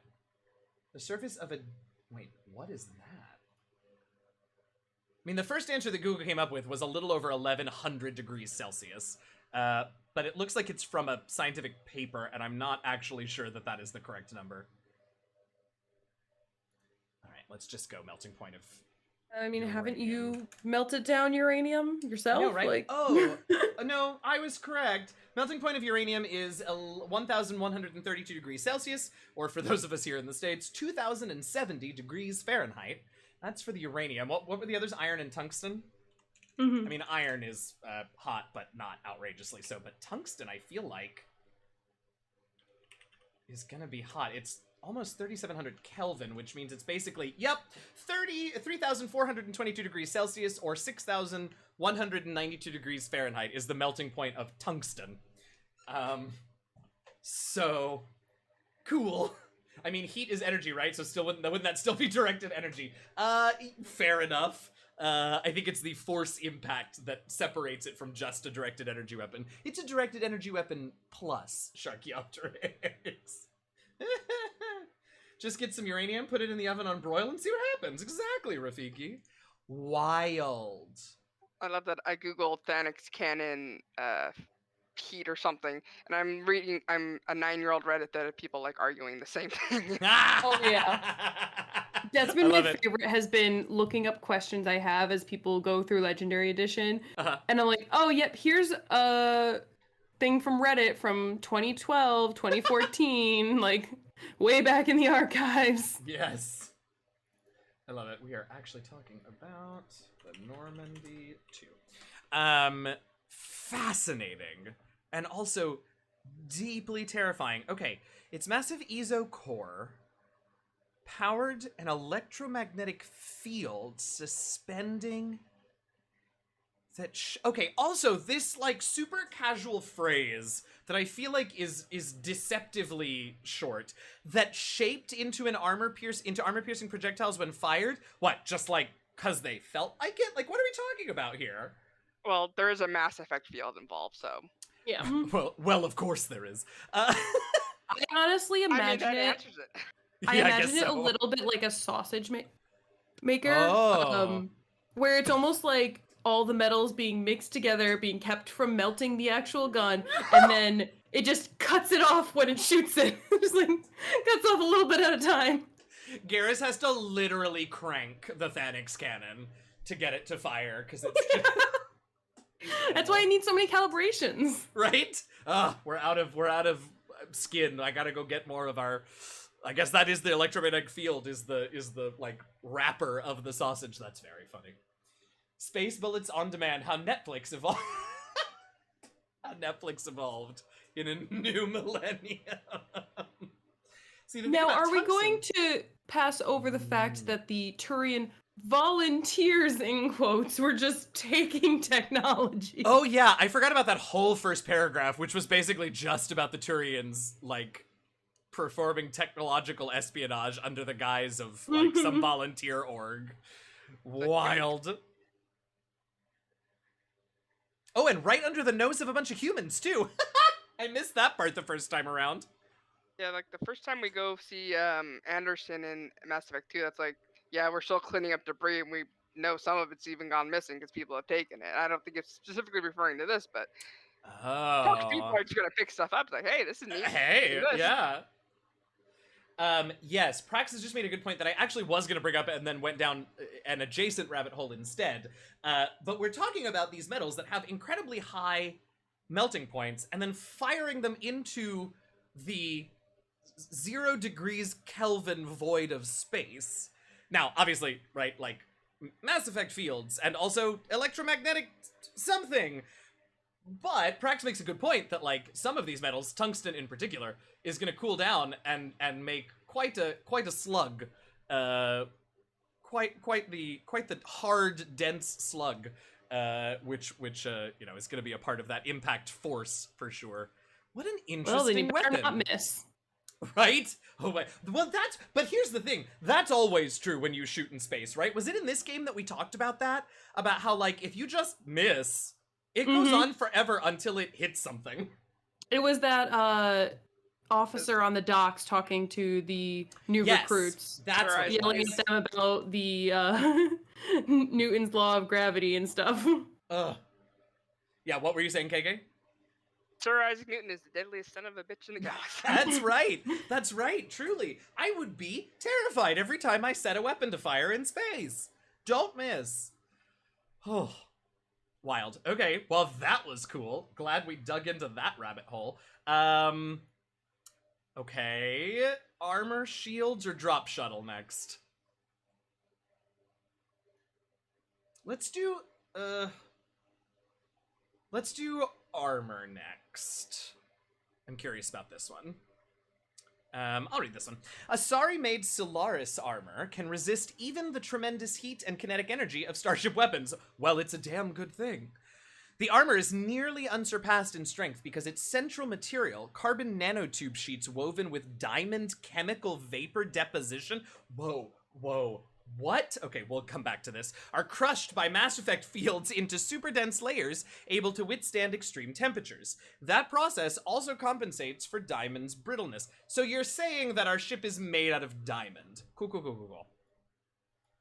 Diamond armor itself has two limiting disadvantages. First, while nanotubes and CVD diamond construction have become cheaper in recent years, it does remain prohibitively expensive to coat starships or aircraft larger than fighters in Solaris material. Second, the armor must be attached to the ship's superstructure, so shockwaves from massive firepower can still destroy the metals beneath the armor itself. Huh. Okay. Alright, I'm thinking all this through as we go. A popular misconception holds that the diamond composition of Solaris armor gives it a sparkle. The Normandy sparkles like vampires. I love it. In fact, atmospheric nitrogen impurities during the super hot forging process give the armor a metallic gray or yellow sheen. Okay. I know we're talking about weaponry, but I just thought about a hot metal slug, the creature, and it made me smile. Yes, tardigrades. Yes. I love it. My sister works with vapor deposited mirrors. That's cool shit. It is cool shit. So, okay. I don't really want to explain that because I'm gonna get it wrong. Are any of you all well-versed in vapor deposited metals? Can't say that I am. Okay. So, as I understand it, which is very simple level, but basically, metal deposition, vapor deposition is just like a way to, you get vaporized metal, and then you can create these incredibly fine layers of them by, like, spraying the vaporized metal, and Dan can probably tell me if I'm totally off base here, but spraying the vaporized metal, and then obviously it solidifies because they have such outrageous melting points, and then so you have these incredibly thin built up levels of metal to do, in well, like it said, like nanotubes and stuff like that, I guess, but fascinating. That does sound fascinating. Cool. I'm really iffy on it. She worked with it in vacuum chambers, but yeah, it's basically what you're saying. Yeah, I mean, that, like I said, that was a very high overview by a layperson. I mean, I would like the idea that the Normandy sparkles, but whatever. I was on Wikipedia and I'm like, I'm gonna put this simple .wikipedia. Yeah. Yeah. Chemistry is my thing, but not this type of chemistry. Cool. Okay, great. Anything else about the armor? Diamonds! God, they really did spend several king's ransoms on this ship. Let's talk about the shields. Would anyone like to read about our CBT? Alright, I can do it, that's no problem. Normandy shield upgrade, the CBT. I do like this art a whole lot, I have to say. Cyclonic barrier technology, or CBT, attempts to solve the higher end limitations of traditional kinetic barriers. Traditional barriers cannot block high-level kinetic energy attacks, such as disruptor torpedoes, because torpedo mass effect torpedo mass effect fields add mass. Oh, interesting. The CBT violently slaps aside rather than halting incoming linear force. Oh, I love that. It's deflection rather than... Is that why you were probing all those planets? Exactly. Exactly. By rotationally firing their mass effect field projectors... Oh, ships create rapidly oscillating kinetic barriers instead of static ones. Shooting through the CBT is like trying to shoot at a target inside a spinning ball. That's so cool. Significant drawbacks to current CBT configuration prevent its use on anything other than frigates and fighters. Its many high-frequency sensors and emitters require frequent maintenance and replacement. Oh, do they? A partially damaged CBT can endanger its operator, who is surrounded by rotating mass effect fields skewing in unpredictable directions. Terrifying. Fortunately, if an emitter is damaged, the CBT corrects to become a traditional shield array, a safety feature that makes it most effective during opening volleys. Oh, interesting. Fascinating.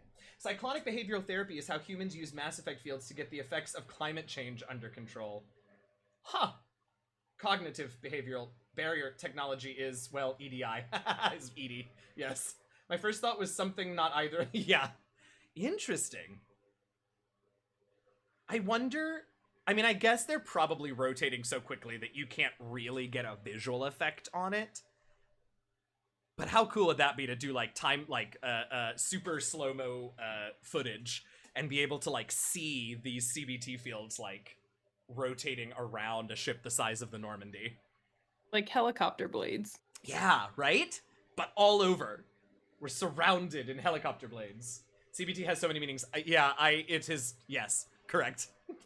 And is just left of CBD, which also has, so I've not known what I'm talking about for the last 10 minutes. It's fine. That's very cool. I like that. Who was our contact companion that got us the shield upgrade? Do either of you remember? The Garrus? shield. It doesn't really matter. I'm just curious which one of them brought us this idea. Actual tally. Oh, thanks, Giant Sequoia. Was it Grunt? Was it? No, I think it was actual tally. Giant Sequoia said, which makes sense because I thought it was down there by engineering. Yeah. And then the Let's armor see. was The probably Jacob. medbay is Morden. The Right. cannon is Garrus. The armor is Jacob. Yeah. The shielding is Tally. Yeah. The mineral scanner is Miranda. The Oh, we didn't do probe that one. bay is Thane. And the fuel cells is Samara. Okay. Oh, we did do the fuel cells and the probe bay, but those aren't on here. Interesting. I wonder if maybe they're elsewhere. Probably. Okay, cool. So this was a tally thing. Love it. Thanks, Tally. Thanks, Tally. All right, do we want to do the drop shuttle? We've done everything else. I guess we should. I mean, it's not the Mako, so do we really care? I know. I mean, no, we don't. As was seen when we tried to read about the Hammerhead and nobody gave a shit. All right, yeah, we'll do a bird's eye view of this one. The drop shuttle holds 12 soldiers in a cramped, uncomfortable cargo bay. Yeah, that sounds right. Better known as a combat cockroach. Gross. Robust environmental sealant technology. First tested in sulfuric acid clouds of Venus. That cool. Temperatures from near absolute zero to 900 degrees Celsius. Okay. A true contragravitic vehicle. What a cool word.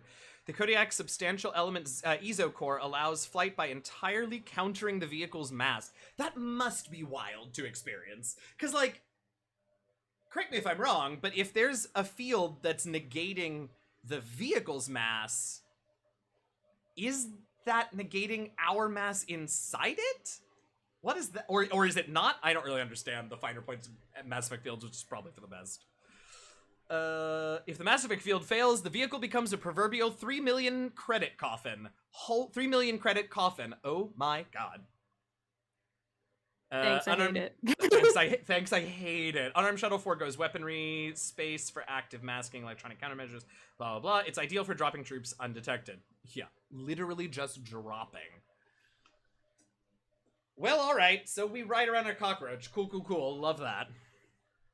Coffin cockroach, yeah. Yeah. $3 And they million say the coffin Mako's cockroach. bad. Right? Right? Whatever. Alright. Let me mark off a few things from our list. Okay, that's all the stuff that we talked about during break, wanting to add in. There are undoubtedly other things that we have thought of, but I have to go to our missile launcher entry, because I wrote it down at the beginning, and I want to do it, and then I also want to talk about the cane, and then we can move on to whatever else. But let's talk about guns, the big booms. Guns. Boom. So we'll start with the ML-77 missile launcher. Would anyone like to read this one? I'll take it because I actually use it in game occasionally. Oh yeah, good point. Yeah, you take it. I love it. Based on existing technology, the ML-77 is a rapid-fire missile launcher using seeking projectiles. Each projectile features a friend or foe recognition system, That's ensuring nice. it will find a hostile target, even if the user's name is not completely accurate. Bless. The weapon excels at taking out snipers and other entrenched enemies in dense urban environments. This makes it popular with mercenary groups, particularly the Blue Suns. Missile launchers have been appearing with increasing frequency in the Terminus systems, but their point of manufacture is unknown. What? Legal duplication of missile launchers is difficult due to fabrication rights management (FRM) technology. Nobody knows who makes the galaxy's missile launchers? That's wild. That's When in such doubt, blame the Reapers. well, what a weird bit of information. I will say Yeah. maybe it's only talking about the ones in the terminus systems, perhaps. Oh, okay. That makes more that makes more sense. I Just hope like we know these giant exploding guns. They just show up in our armories. We don't know where they come from, but they're useful, so I guess we'll keep using them. That makes more sense. Imagine it's when you go to Ilium and they're just like selling blueprints to different weapons and stuff. Like I'm just imagining that's probably what this is like, well, there was blueprints from somewhere and some people probably bought them and are making them and selling them for cheap, and it's like we don't know where they're coming from. Yeah.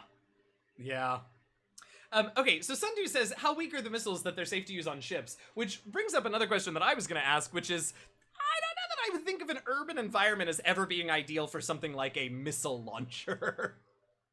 I get the point the entry is making, but oofta. Yeah, I think considering you can fire like 3 of them and kill a fully armored sniper, I kind of think of them as like like Iron Man's little wrist rocket missiles, where they just kind of. Oh yeah. Yeah, that's a. I like that conception of them too, because it makes sense for those two situations, right? Like onboard ships and in a city. Okay, I like that. Didn't you fire the cane once on the Normandy? I definitely didn't not fire the cane on some ship or other. Speaking of the cane, shall we? Okay, I'm gonna take this one. The M90 cane is a portable particle accelerator, Jesus, surrounding an array of dust-form ESO chambers. And it shouldn't ever be held by sentient hands because holy bananas. This weapon prototype subjects its ESO to extreme positive and negative currents to project mass effect fields. Okay, fine so far, mostly. By increasing and decreasing mass, the fields shear the target's mass the way disruptor torpedoes do. Holy bananas. The shearing fields collide ambient materials at such high speeds, they create mushroom clouds, an effect otherwise impossible on a small scale. The weapon induces neither fission nor fusion in non-nuclear targets, just don't shoot it at a nuclear one, and its own nuclear reactions are shielded by lead alloys. That's good. The M920 cane uses graphite rods as neutron moderators, cool, which require frequent replacement to sustain power. Well, yes, they would. Fortunately, most heavy weapon ammunition can be refabricated via Omnitool into graphite rods. Wild. Also, I have so many questions. I love this. Portable particle accelerator. Yeah, let's start there, Giant Sequoia. Good point. So, we think of modern day 2021 particle accelerators like what is it? CERN is the accelerator, right? In Europe? Mm-hmm. Yeah. And that's like several miles in diameter, right? But we apparently have gotten real good at this miniaturizing technology, and now it fits in a gun. So just that by itself is enough to, like, make me very nervous around this weapon.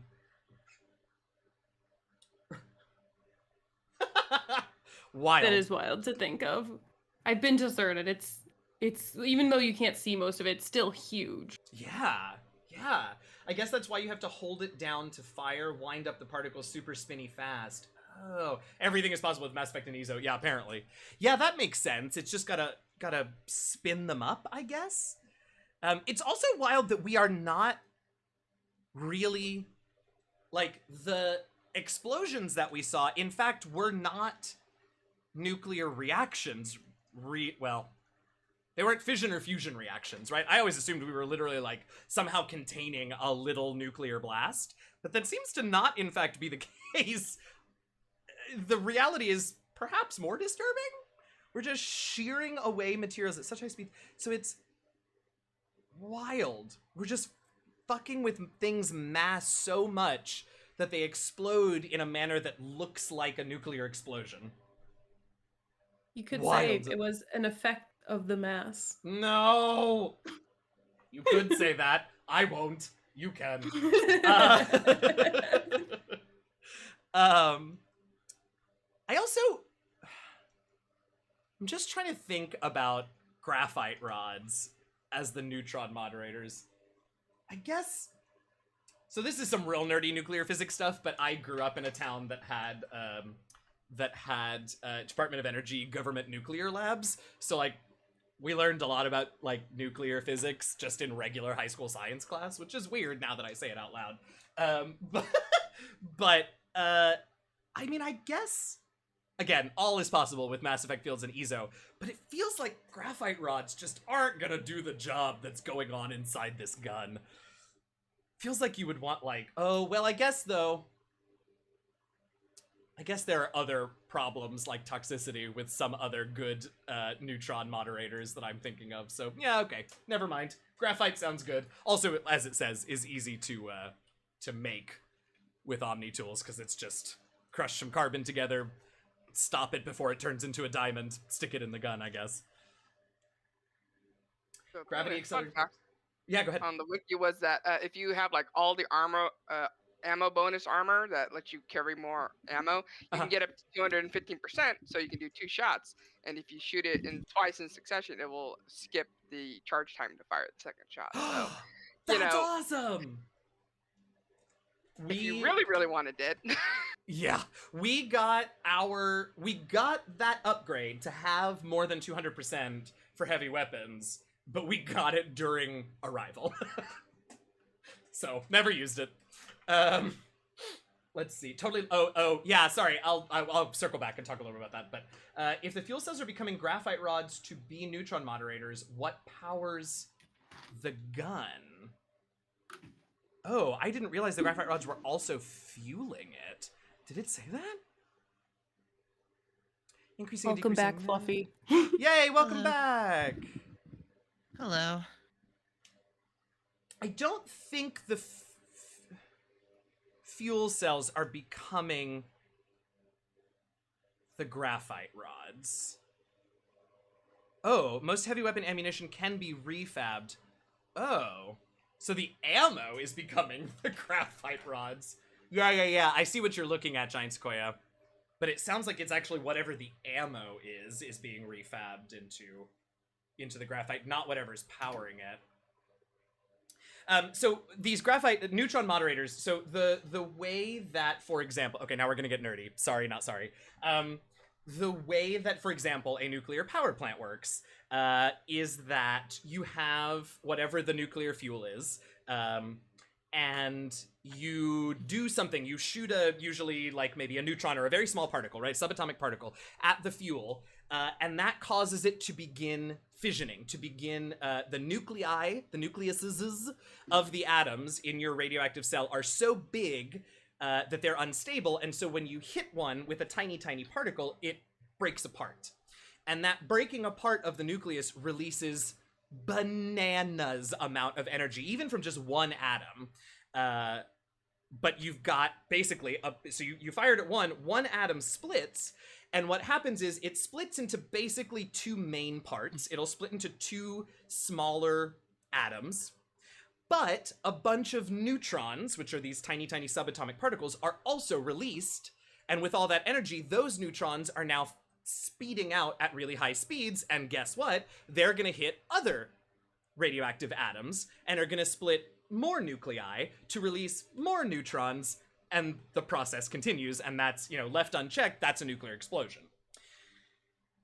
These graphite rods, these neutron moderator rods, basically absorb some of the neutrons that are released when the nuclei of these atoms split, so that you don't have an exponentially running away chain reaction, right? So some of the neutrons, instead of hitting other radioactive nuclei that then split, get absorbed by the graphite rod, so they can't cause more fission reactions, so the reaction overall is a little more controlled.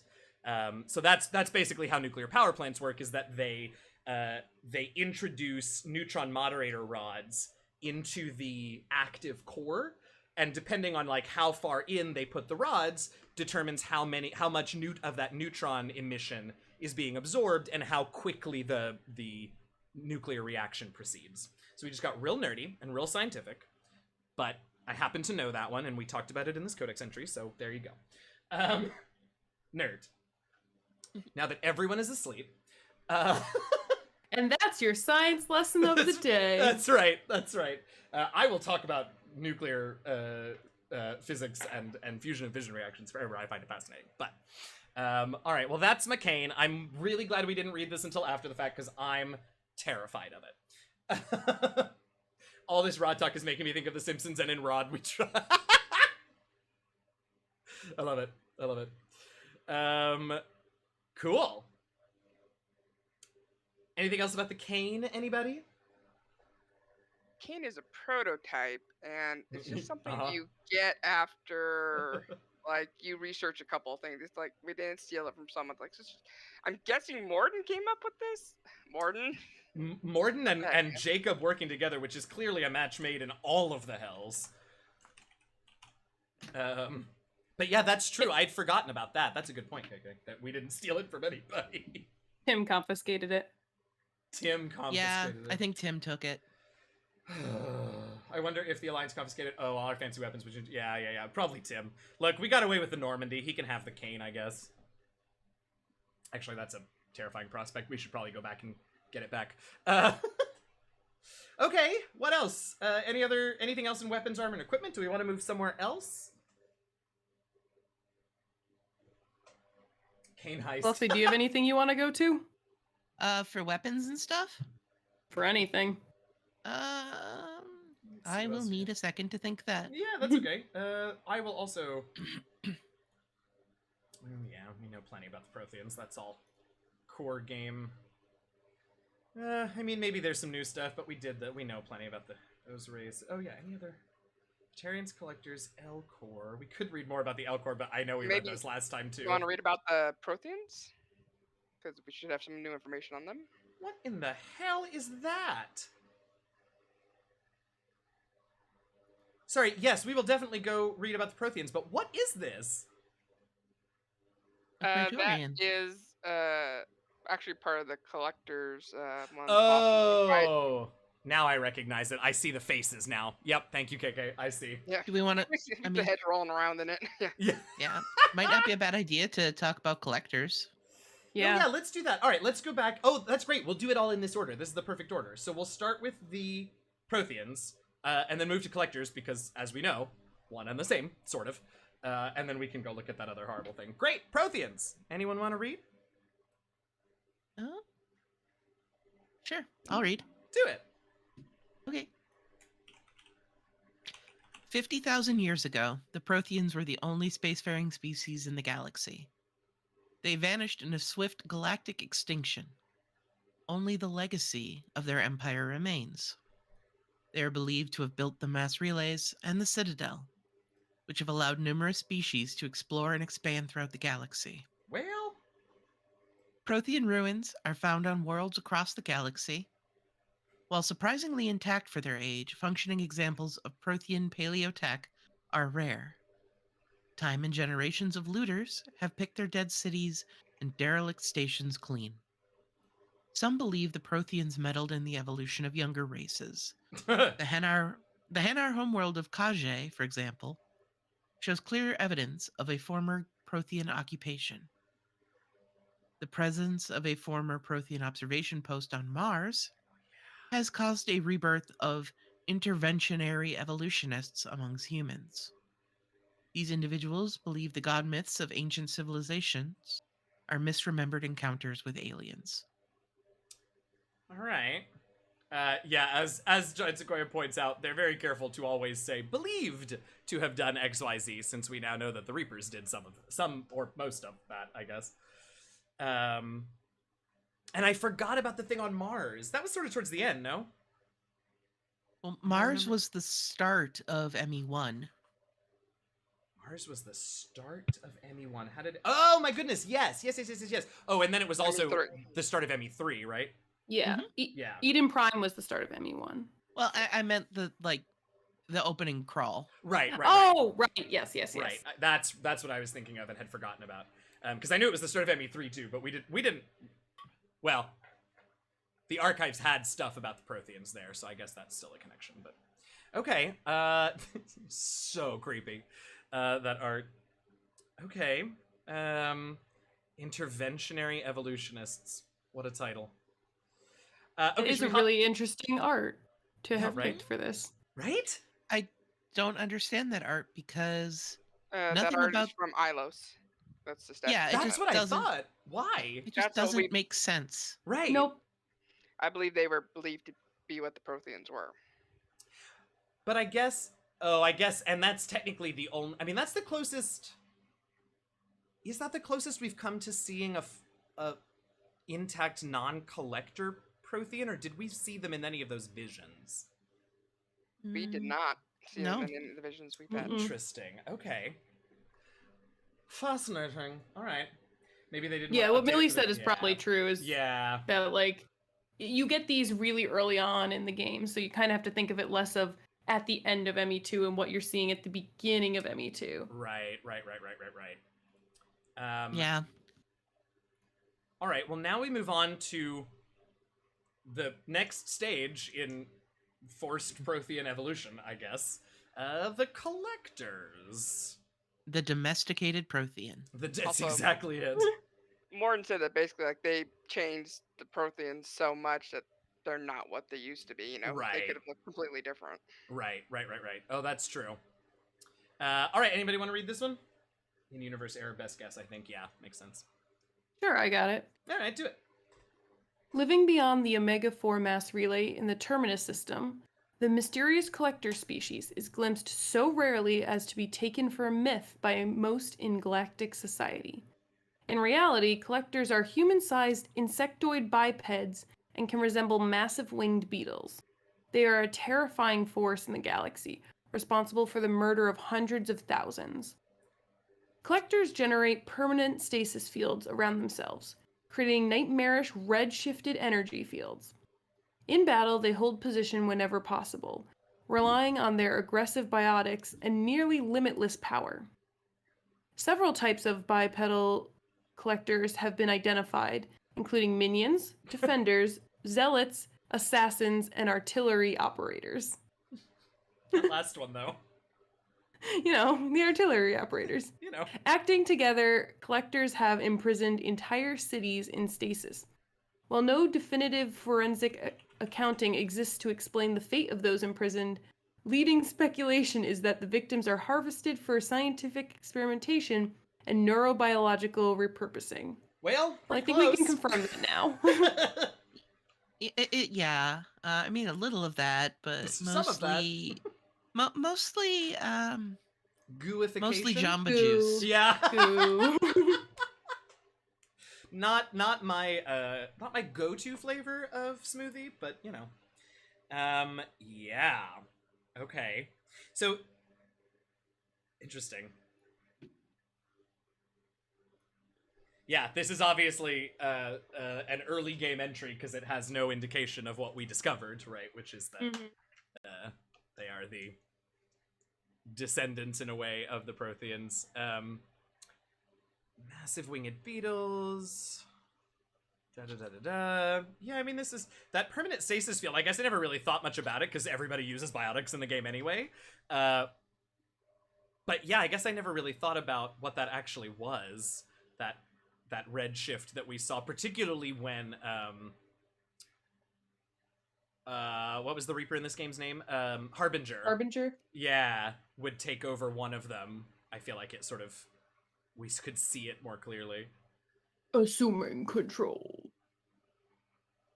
Nearly limitless. Yeah. Relying on their aggressive biotics. We know something about that. Cool. All right. Then, where even was that other thing I was looking at? No, not there.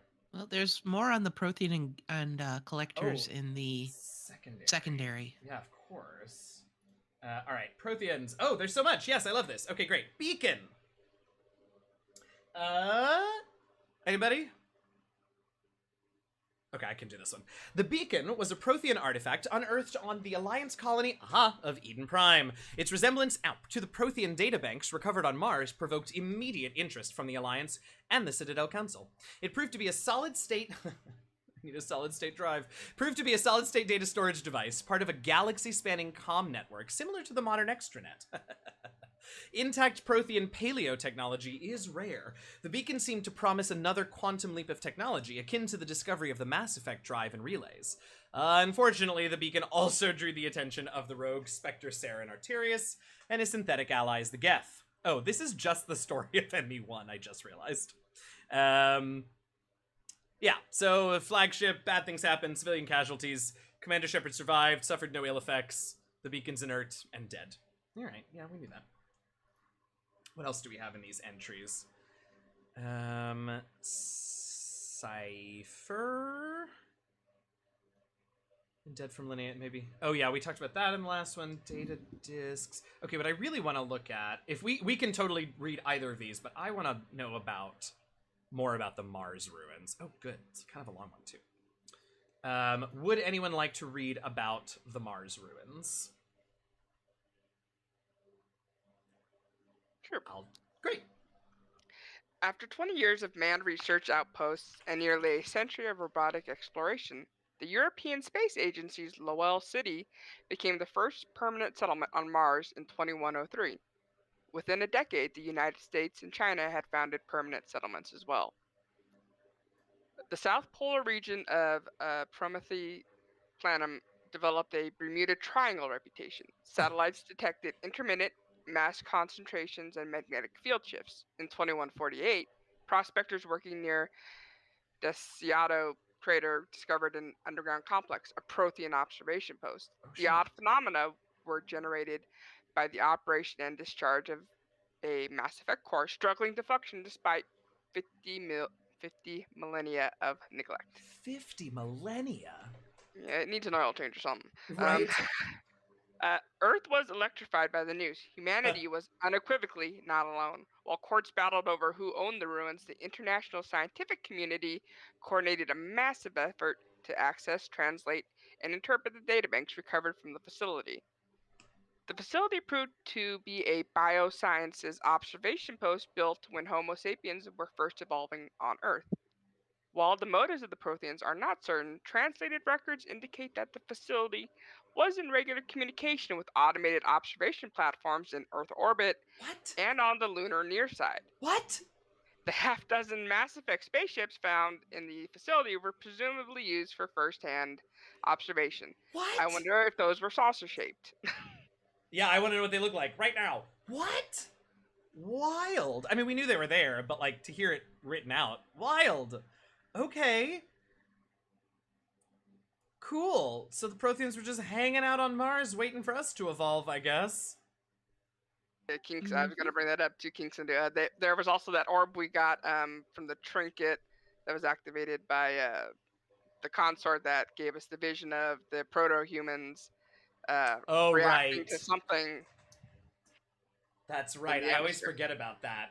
Yeah. Because we talked about that, I think, the other day for something that happened in ME3. Yeah. Wait, there was something. Oh, I know what I was going to ask. This might be... this might be kind of a dark question, so we can bail if we need to. But, like, okay. So according to this, we established a permanent settlement on Mars in about 80 years. 80 years from now. A little bit more. And then... I guess it's another... Okay, so I guess we have another, like... century and some change, century and a quarter, basically, before we are going to find unequivocal evidence that there is intelligent life in the galaxy. Do we think that this reaction in Mass Effect canon lore is what the reaction could or would or will actually be, should we ever actually discover such evidence? I think something like that, you never know till you do it, you know? I mean, that's we fair. can philosophize, we can say humans are like this, humans are like that, but we've never actually done it, so We'll That's find out. That's a fair point. I That's a fair imagine point. there'll be lots of fighting over it and Yeah. people trying to figure out ways to monetize it first. It's exactly what I was going to say. Is that in particular the sentence that got that question in my brain was, while courts battled over who owned the ruins. Okay, ugh, that feels right. And then right after that, part of why I thought about the question was I don't know, the international scientific community coming together. I mean, on the one hand, like our vaccines were a result of, I guess, some level of international scientific cooperation. But I don't know, And man. I think it shows that really well. Like, the scientists came together, they created the vaccines, and then the countries were like, I'm going to keep them all for myself. And some countries still don't have as many as others do, and others, like the US, have a lot, and people don't want to take them. And so I feel like it's probably accurate that the governments are fighting over who gets it, while the scientists are like, okay, you can decide who gets it, we're gonna figure it out. Yeah. To Millie's point, we can cross our fingers that the court action won't prevent the scientific research, one hopes. But also, you don't want to be like, first, oh, well, I got here first, you know? I mean, Sure. someone would just take and be like, well, maybe that person shouldn't have it, and maybe the court should say something about it. Courts can be really stupid, and they can be really, they've upheld a lot of rights too, Oh, yeah. Oh, for sure. Just more the point is it will take a long time. And hopefully while that is all getting sorted, we can begin the research. Huh. Okay, yeah. That all feels about right. I just thought we'd, thought experiment for a brief moment. It would upend our view of the universe, just like it did in Mass Effect. Oh, yeah. Oh, my God, yeah. Like, yeah. I mean, it would be an incredible left turn for, like, civilization, I think, in a lot of ways that we can't even begin to really quite predict, but... There's a quote somewhere. There are two possibilities. We are either alone in the universe, or we are not alone. Both are equally terrifying. Both are equally terrifying, genuinely. Yeah. Well, I'm gonna wait for another 30 minutes to have my little existential crisis. What else should we read? Oops. No, it's great. I love it. Okay, we got some collector... Oops, what? Oops, Altair. Yeah. Perfect. Okay, we have a couple more collector's things that I forgot about here in the secondary thing. So since we did the... thanks, Billy. So we can do a little bit about the collectors. Let's see, collectors general. I'll grab this one. And we're back to Cerberus. Cerberus xenobiologists believed until recently... Ooh, excuse me. What? Oh. Y'all, some of you could see my face just now, and saw the absolute terror and horror on it, because my phone just informed me that I have a recording for The Last Refuge in 30 minutes, which used to be true, but we had to reschedule and is no longer true, and I just didn't take it off my calendar, and give me a moment, I'm getting my day's cardio in. Whew. Okay. Let's try this again. Cerberus xenobiologists, oh my god, believed until recently that the collectors were coordinated by a biotically active caste, similar to other insectoid alien species. Oh, interesting. New evidence suggests the collectors have a singular commander, a so-called collector general, that has never been seen on the battlefield. Instead, it selects its minions as remote platforms for its consciousness in a process that has been likened to a biological hack or a cybernetic version of demonic possession. Holy shit. The Collector General can send a secure signal to any one of its minions, smoothly take control of their motor functions, and awaken their previously dormant biotic potential. In a matter of seconds, even the lowliest Collector drone can be upgraded to a battle-hardened biotic commander. Terrifying. Which we saw happen lots of times, and it was, in fact, terrifying. If the collector dies, the general can simply activate and control another body. Post-mortem analysis reveals that this command signal relies on cybernetic implants directly installed in the collector's cerebellums, but how the technology functions is presently unknown. Coordinating sensory input and motor functions simultaneous with remotely amplifying biotic abilities is beyond the grasp of current human science. Why such an advanced species would be interested in humans is puzzling. More disturbing still, victims of the collectors say the general has spoken to them and referred to itself by a human name, Harbinger. Right, so this entry was clearly written before we told the whole world that the Reapers were in charge of the collectors. Mm-hmm. The whole That's galaxy. definitely an early ME2 entry. Yeah, definitely. Definitely. Bum, bum, bum. All right, well, we should read about Harbinger then before we start chit-chatting about this, right? Anyone want to read the Harbinger entry? I'll read Harbinger. Do it. While monitoring outgoing transmissions sent by the mysterious leader of the Collectors to his minions on the battlefield, Cerberus intelligence experts also encrypted incoming transmissions. The signals were encrypted commands sent to the Collector General from a source outside the galaxy. What? This directing intelligence is likely the Reaper that refers to itself as Harbinger. This indicates that the Collector General, previously thought of as a puppeteer-like figure, was essentially a mere conduit through which Harbinger mobilized the Collector's mission to protect and nurture an embryonic Reaper by providing it a steady supply of humans. Oh. In this way, the Collectors allowed the Proto-Reaper to incorporate the human genome into its own construction, though why a Reaper would want such a thing is unclear. So this is clearly a late-game ME2 Codex entry.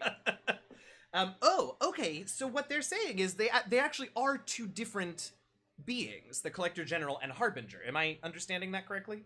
Yeah, so what it sounds like is that the Collector General can possess any of its troops. Harbinger can possess the Collector General. So it's just possession all the way down. Yeah, basically Harbinger is a VPN for the Collector General is a VPN for Harbinger to get access to the drones. I love it. I love it. I know I'm specifically remembering a scene, and I don't remember where it is in ME2 because I distinctly remember it from the Commander Shepard music video. But it's like, it's definitely it's I believe a scene of the Collector General, like around almost this like hexagonal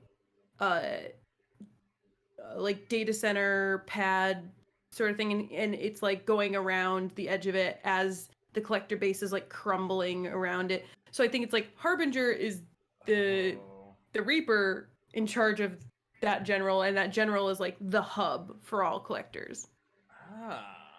Yeah, and like if you look at the end when everything's blowing up, Harbinger specifically says releasing control. Yes, that's the scene I'm thinking of. Then the general starts just like looking around nervously. Oh, I remember that scene. I didn't get that was the Collector General until we've said it now, but yes, I remember that distinctly. Yeah, because it was less humanoid and more buggy. Yeah, totally. Okay. Huh. Oh, hi. Oh, hi. Hello. Welcome back. We're talking about Harbinger and the Collectors and just how creepy they all are. Absolutely. They're nightmare fuel. That's fascinating, though. I guess I had skipped out on one of the steps of that, so that's interesting. Now, that makes me wonder... Well, no, I guess not, because in theory, the rest of the Reapers are still awaiting outside the galaxy. I was gonna say, like, does each Reaper have its own, like, Collector General to command? But no, probably not. Probably just Harbinger, because Harbinger is in the galaxy right now, so... Wild.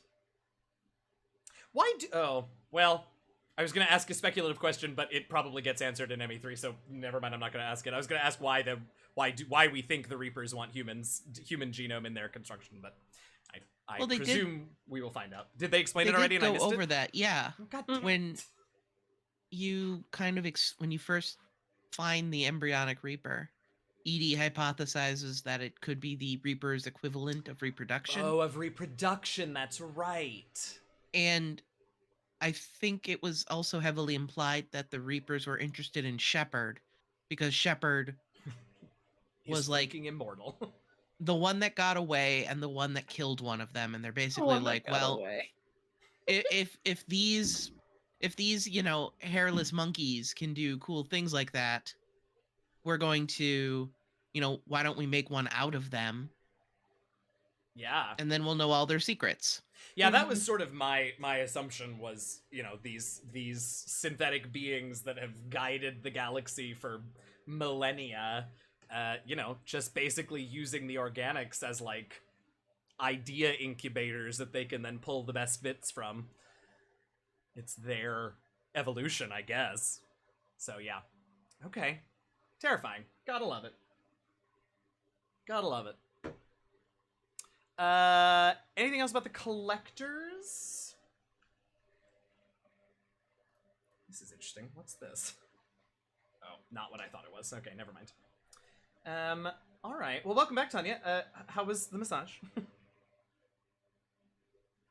Oh, she may have muted. It was no, I didn't walk away. I was typing. I didn't know okay. the person making all the noise. Oh, it was great, except my right leg went to sleep for a minute. Oh no! And then I kept wiggling because it was asleep. Uh-huh. And then the sciatic nerve. Oh no! She was like, "Oh, you must have like pinched it or something," and so she dug her thumbs in. Yee. No, it felt fine, but you know, basically, for those that don't know, your sciatic nerve basically runs along your ass. Uh-huh. So I got 2 thumbs stuck in the meaty part of my butt. Woo! It worked though. I was awake, and so was my leg. I love it. I see a panda in chat. Yes. Okay, wait. Yes, as Giant Square pointed out, there are more collector things. There's the Scion and the Praetorian, and we saw them earlier. And now I don't remember where they are. It's not there. It's not there. Must be over here somewhere. Oops. I thought it was non-council races. I thought so too. Is it in? Did I just miss it? Yeah, because it's not there. Wait, is it in non-sapient creature? No, I thought it was non-council. Oh, here we go. Here we go. Here we go. Well, here's the Praetorian one. I don't have one for the Scion, but we might have just not gotten it. But here's the Praetorian, which is what I was looking for. Anybody want to read about the Praetorian? I certainly can. Oh, I will, since I've been Yeah, oh yeah, welcome back. There you go. Yeah. Oh goodness, Praetorians.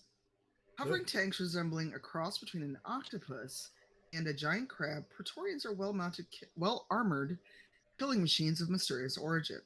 Praetorians employ redundant systems with multiple humans encased within them. Oh, God, that's so creepy. Armed with eye-mounted particle beams, they're capable of unleashing devastating close-range energy attacks that also regenerate their shields. Within hours after death, the organic components of Praetorian corpses disintegrate into a denatured pus. Ew! Why did I read this? Why did you pick this one? I didn't know it was this gross. I'm so sorry, y'all.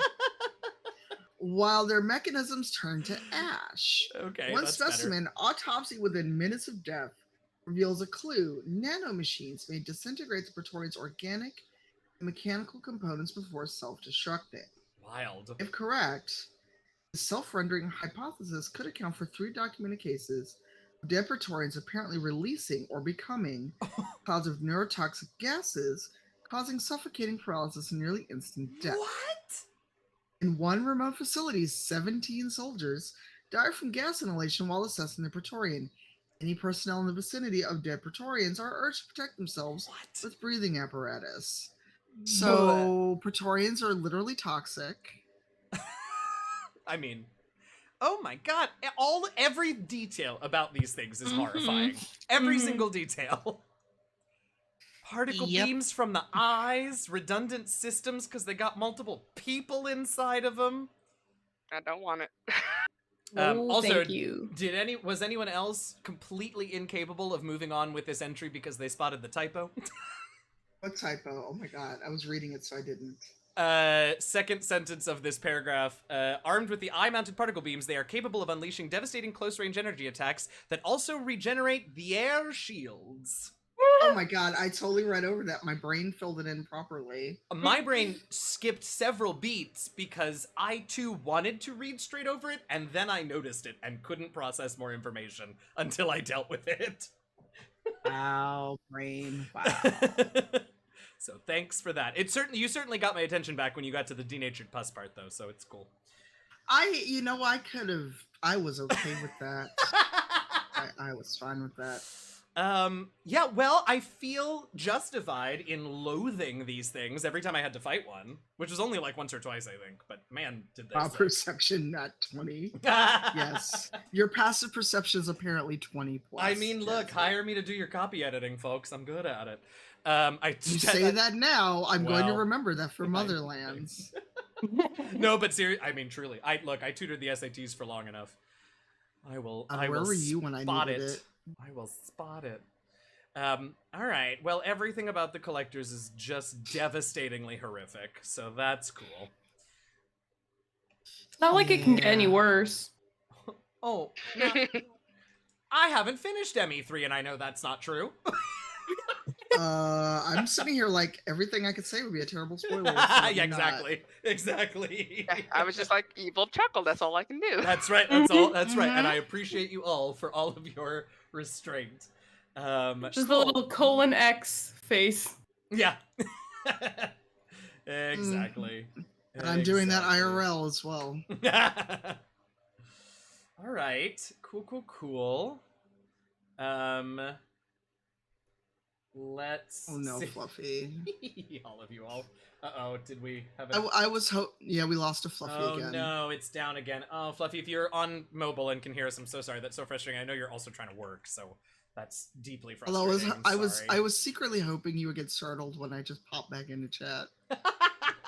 I'm a terrible person. I almost did. You were so smooth about it, though. You gotta just yell something at me next time. I'm not gonna yell at you. All right, I'm gonna click around to see if there's anything else with our last 15 minutes, but if anyone has something in mind or if you see something going by. Not super like necessary to do, but if you're interested in it, there is a codex for the DLC layer, the Shadow Broker, that goes into the Shadow Broker race. What is that? Oh, cool. yeah. Is that in? It's in secondary and it's like under Shadow Broker or something. Oh, okay. Shadow Not sure if it's interesting or not. Just know that it exists. Absolutely. I think I want to know more about the Yogg because we only got that little bit. We actually got a fair bit, I guess, in those couple of scenes there at the end. But yeah, I'm into it. Anyone dying to take this one? Cool. Is the Yogg gross again? It looks like we don't have the art for it, which is a kindness on their part.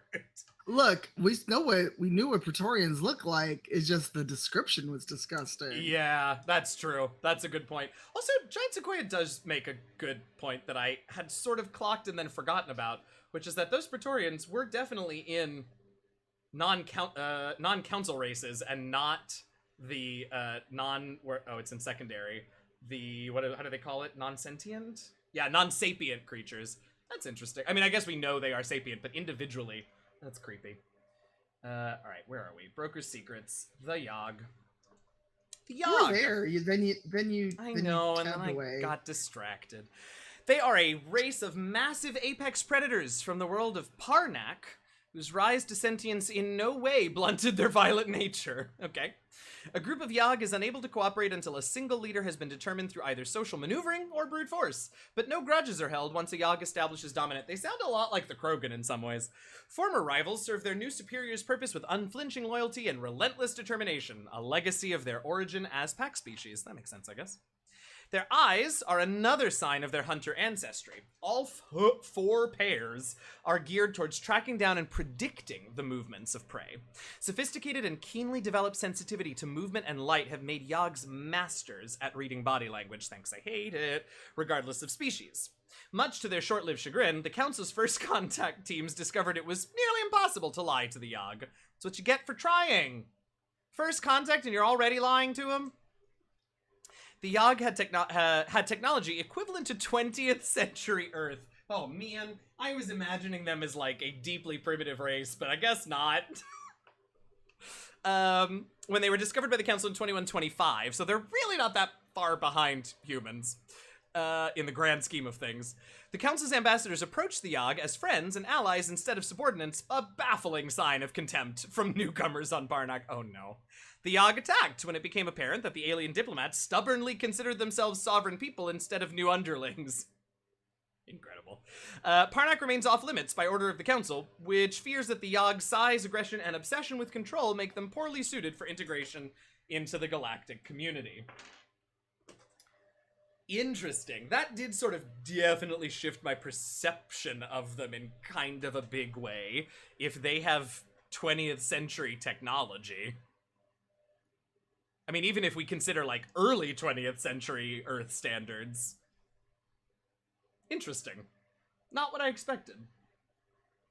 It makes sense why one would usurp the old Shadow Broker for sure. Yeah, and I guess if I really sat and thought about it, I would have realized that they clearly had some level of technological savvy, because, yeah, exactly that. I mean, it seems like that Yog was like, get me out of here so that I can, you know, and the quiet part was, so I can take over the galaxy. And then sort of succeeded. I mean, you take it over by controlling the information, yeah. Yeah, exactly. And this hunter instinct of being able to read body language, I mean, what a boon for a spy and an intelligence broker. Council teams try immediately to lie. Good to know. Yeah, right? Steampunk Yog. Yeah. Yes. Oh, Haley, yeah. Well, we saw that they have, I would agree that these could all be Shadow Broker files, except if they were real Shadow Broker files, as we saw, they would have way more personal secrets in them. We're so good. Yeah, that was a good time for the most part, I have to say.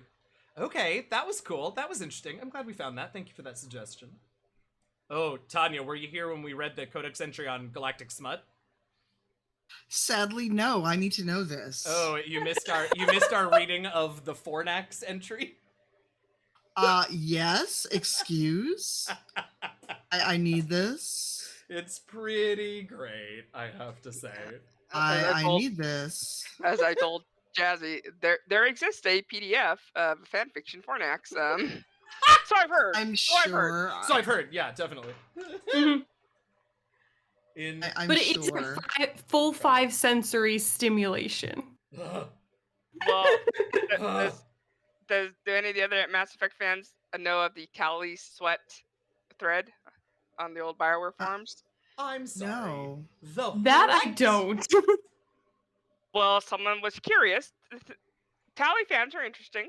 We'll say that.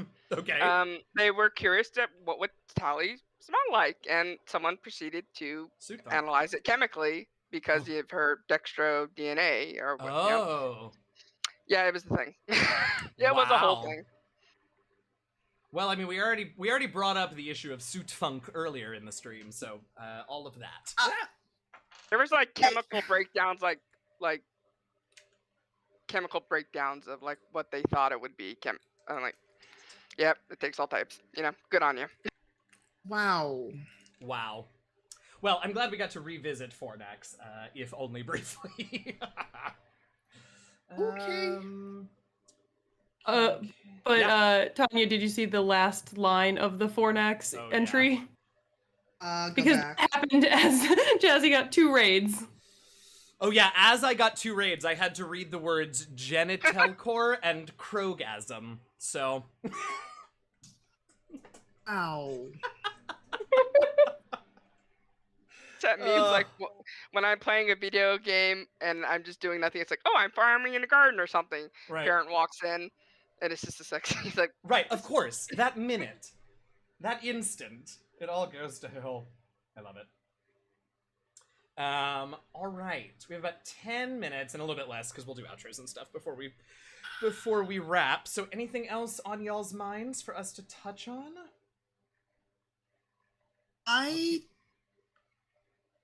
Oh goodness, I don't know. My brain is. That's okay. I'll keep sort of scrolling through too. So Not really a codex, but I'm kind of curious to see if you have any predictions for upcoming ME3. Like, oh, what a good question.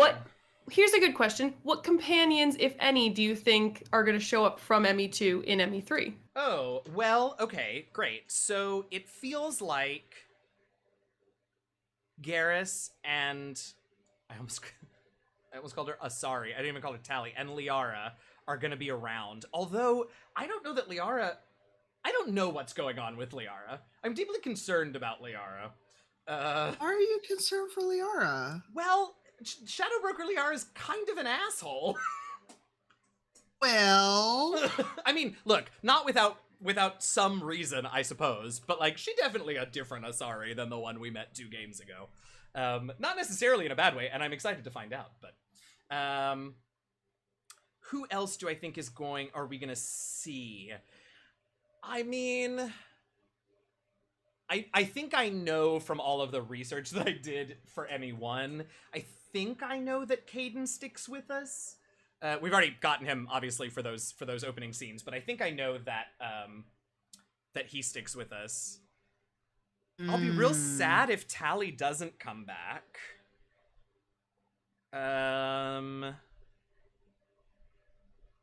What about ME? These are all ME1 people that are like my ride or dies. Who are the ME2 people that might come back?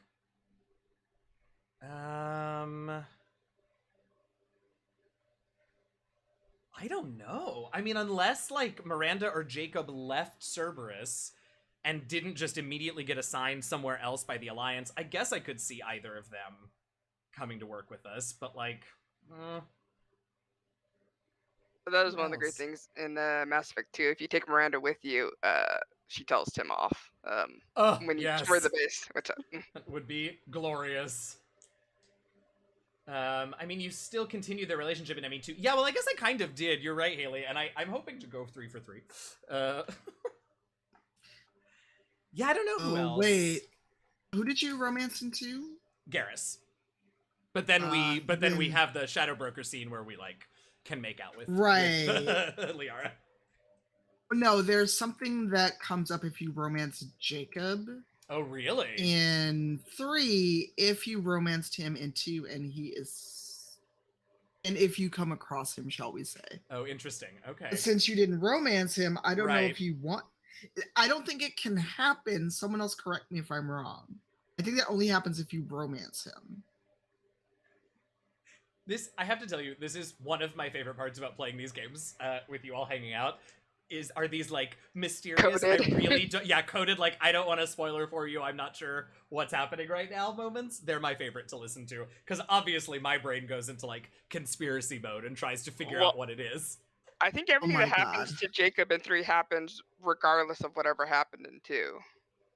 Yeah. Well, the one I'm thinking of specifically related to romancing him in 2. Okay. Oh, I can't wait. I also, well, I guess, okay, yeah. I'm so ready for Thursday. Can we play more ME3, please? I mean, as frustrating as a couple of those combats were, I was in it to win it. I am into ME3. It grabbed me immediately. I am excited.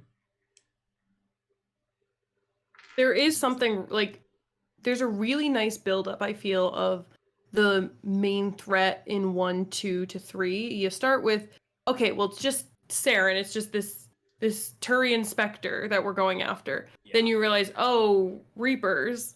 And then you have...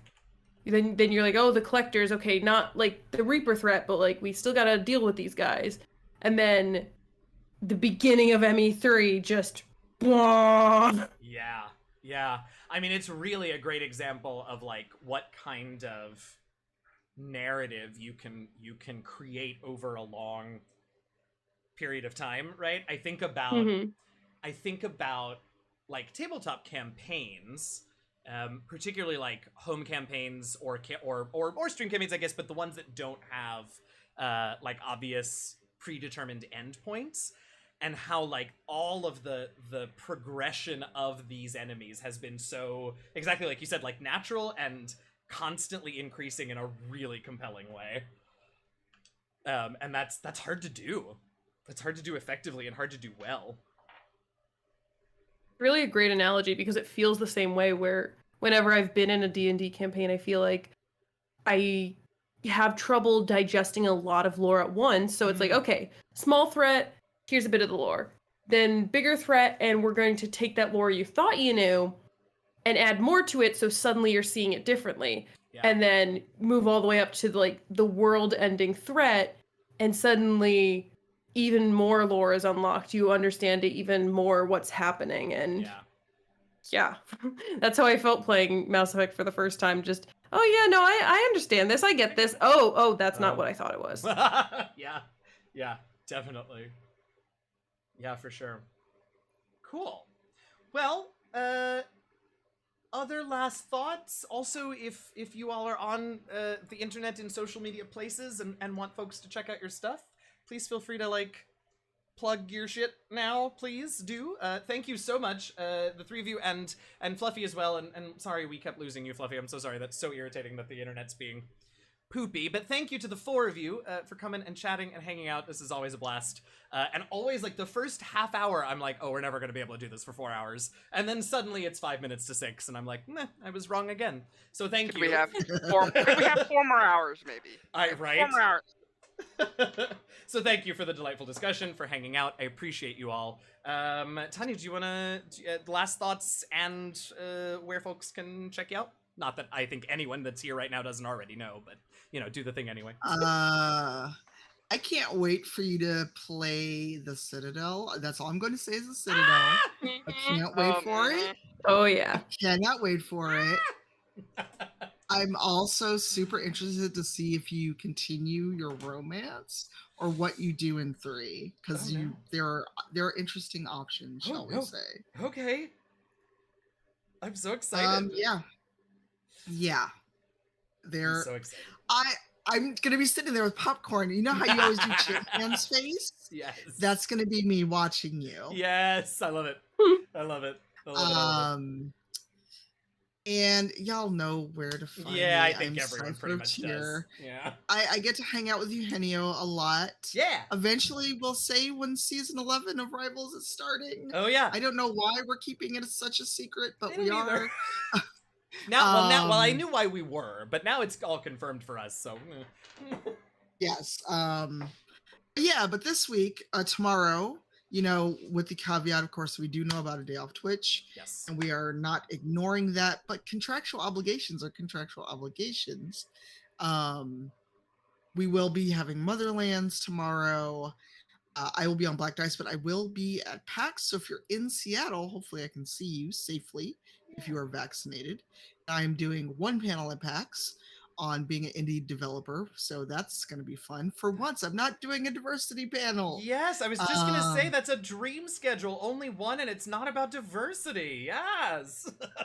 And I'm not doing the diversity lounge because they didn't change the requirements for entering PAX until it was too late to change my mind. Goodbye. That means I don't have to do anything, so go to one panel. Oh my god, enjoy the hell out of that. And then I'm trying to think of what else. Oh, my charity game, which isn't until next month, but Fortner did announce it. I am GMing a charity game September 25th. And I think everything else I'm doing is under NDA. But I'm around, and there'll be many tweets and pictures from the Seattle area because I get to see Mackenzie. Yeah. I hope. I don't know if Mackenzie's still here, but I hope to see you. I'm sorry. other Mac. What? Sorry. Like me? What? Where? What? I'm going to Seattle? Yes. Yes, I'll take it. I love it. Armaria, last thoughts? Yeah, so internet stuff? I'm Armaria Cosplay. I don't stream. I mostly just make cosplays and post them on Instagram and stuff. Really good ones too. Go check it out. Oh, thank you. I recently did Dorian, our lovely Dodo from Dragon Age Inquisition, and I am currently working on a rebuild of Liara. I made her a few years ago, but I want to revamp her completely. So, if you like BioWare, yes, right. I love it. I love it. KK, last thoughts? I know. I think you are not quite. Well, last time anyway. I don't know if you got a social thing you want to toss out now. But any last thoughts about the game? No, I am just very much looking forward to it, and thank you for inviting me. I'm glad I didn't completely annoy you. We might as well bring her on to talk. She keeps talking and chat. Oh my goodness, not at all. I'm always happy to have you, and thanks for coming and spending time, all of you. Appreciate it very so much fun. much. Can't wait to see what decisions you make. There are so many Oh. to be made. I know. I'm gonna And this play is the some. one- Go ahead. Go ahead. I was gonna say this is the one that definitely has more discussion than any of the others, and I can give you the Mhm. whole breakdown on how that happened because I was there and Oh, I have the boy. Google Docs proof. Yes. Yes. I love it. Well, we'll do that. I'm excited. We'll be back on Thursday for more Mass Effect 3. We'll continue on. We'll make the decisions. I'm nervous and I'm excited. It's going to be great.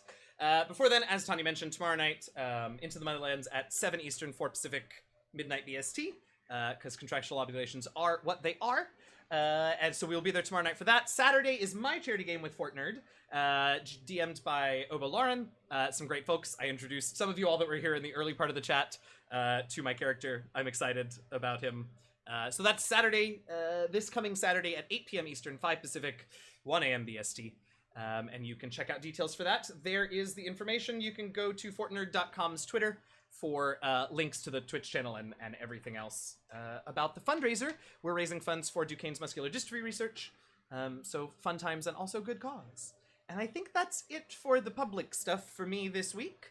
So yeah, we're gonna raid somebody. Who are we gonna raid? Let's see who's on. Brian is I put on, in but an arch. he... What's that? Does he usually end soon? Oh, He usually ends at like 6:30. Oh, so he's gonna be done soon. Jasmine Yeah. is on. Let's see if she's actually there or. I used to raid Jasmine like every other week, but but half the time she wasn't there. She's actually on screen. She's Oh, that's actually on nice. screen. We could go hang out with Jasmine. We haven't raided that bronze girl in a while. I love her, but her starting soon is like I know. 10 years. I know. Cool. All right, let's go hang out with that bronze girl. Yeah, great. Sorry, I'm just thinking about all the things. We're gonna go hang out over there. Be nice, behave, give love. Jazzy raid, DM Jazz hype, DM Jazz love if you're a sub. Otherwise, whatever hype emotes you got. That bronze girl is... No, I don't want to start a goal. I want to start a raid. Thank you. Jasmine is one of our developers on Into the Motherlands. She fleshed out the first adventure that we did for season 1 and is continuing to... Oh, she also helped come up with Mandira, the setting for most of season 2. So she's awesome. We're going to go hang out with her for a little while. Give all the love, and I will see you all tomorrow for Motherlands and Thursday for ME3. Thank you so much to my guests for coming and nerding out about ME2 stuff with me. I will see you all soon, and in the meantime, please stay safe. Please stay healthy. Please get vaccinated as soon as you possibly can. And as always, happy gaming, y'all. We'll see you tomorrow night. Goodbye!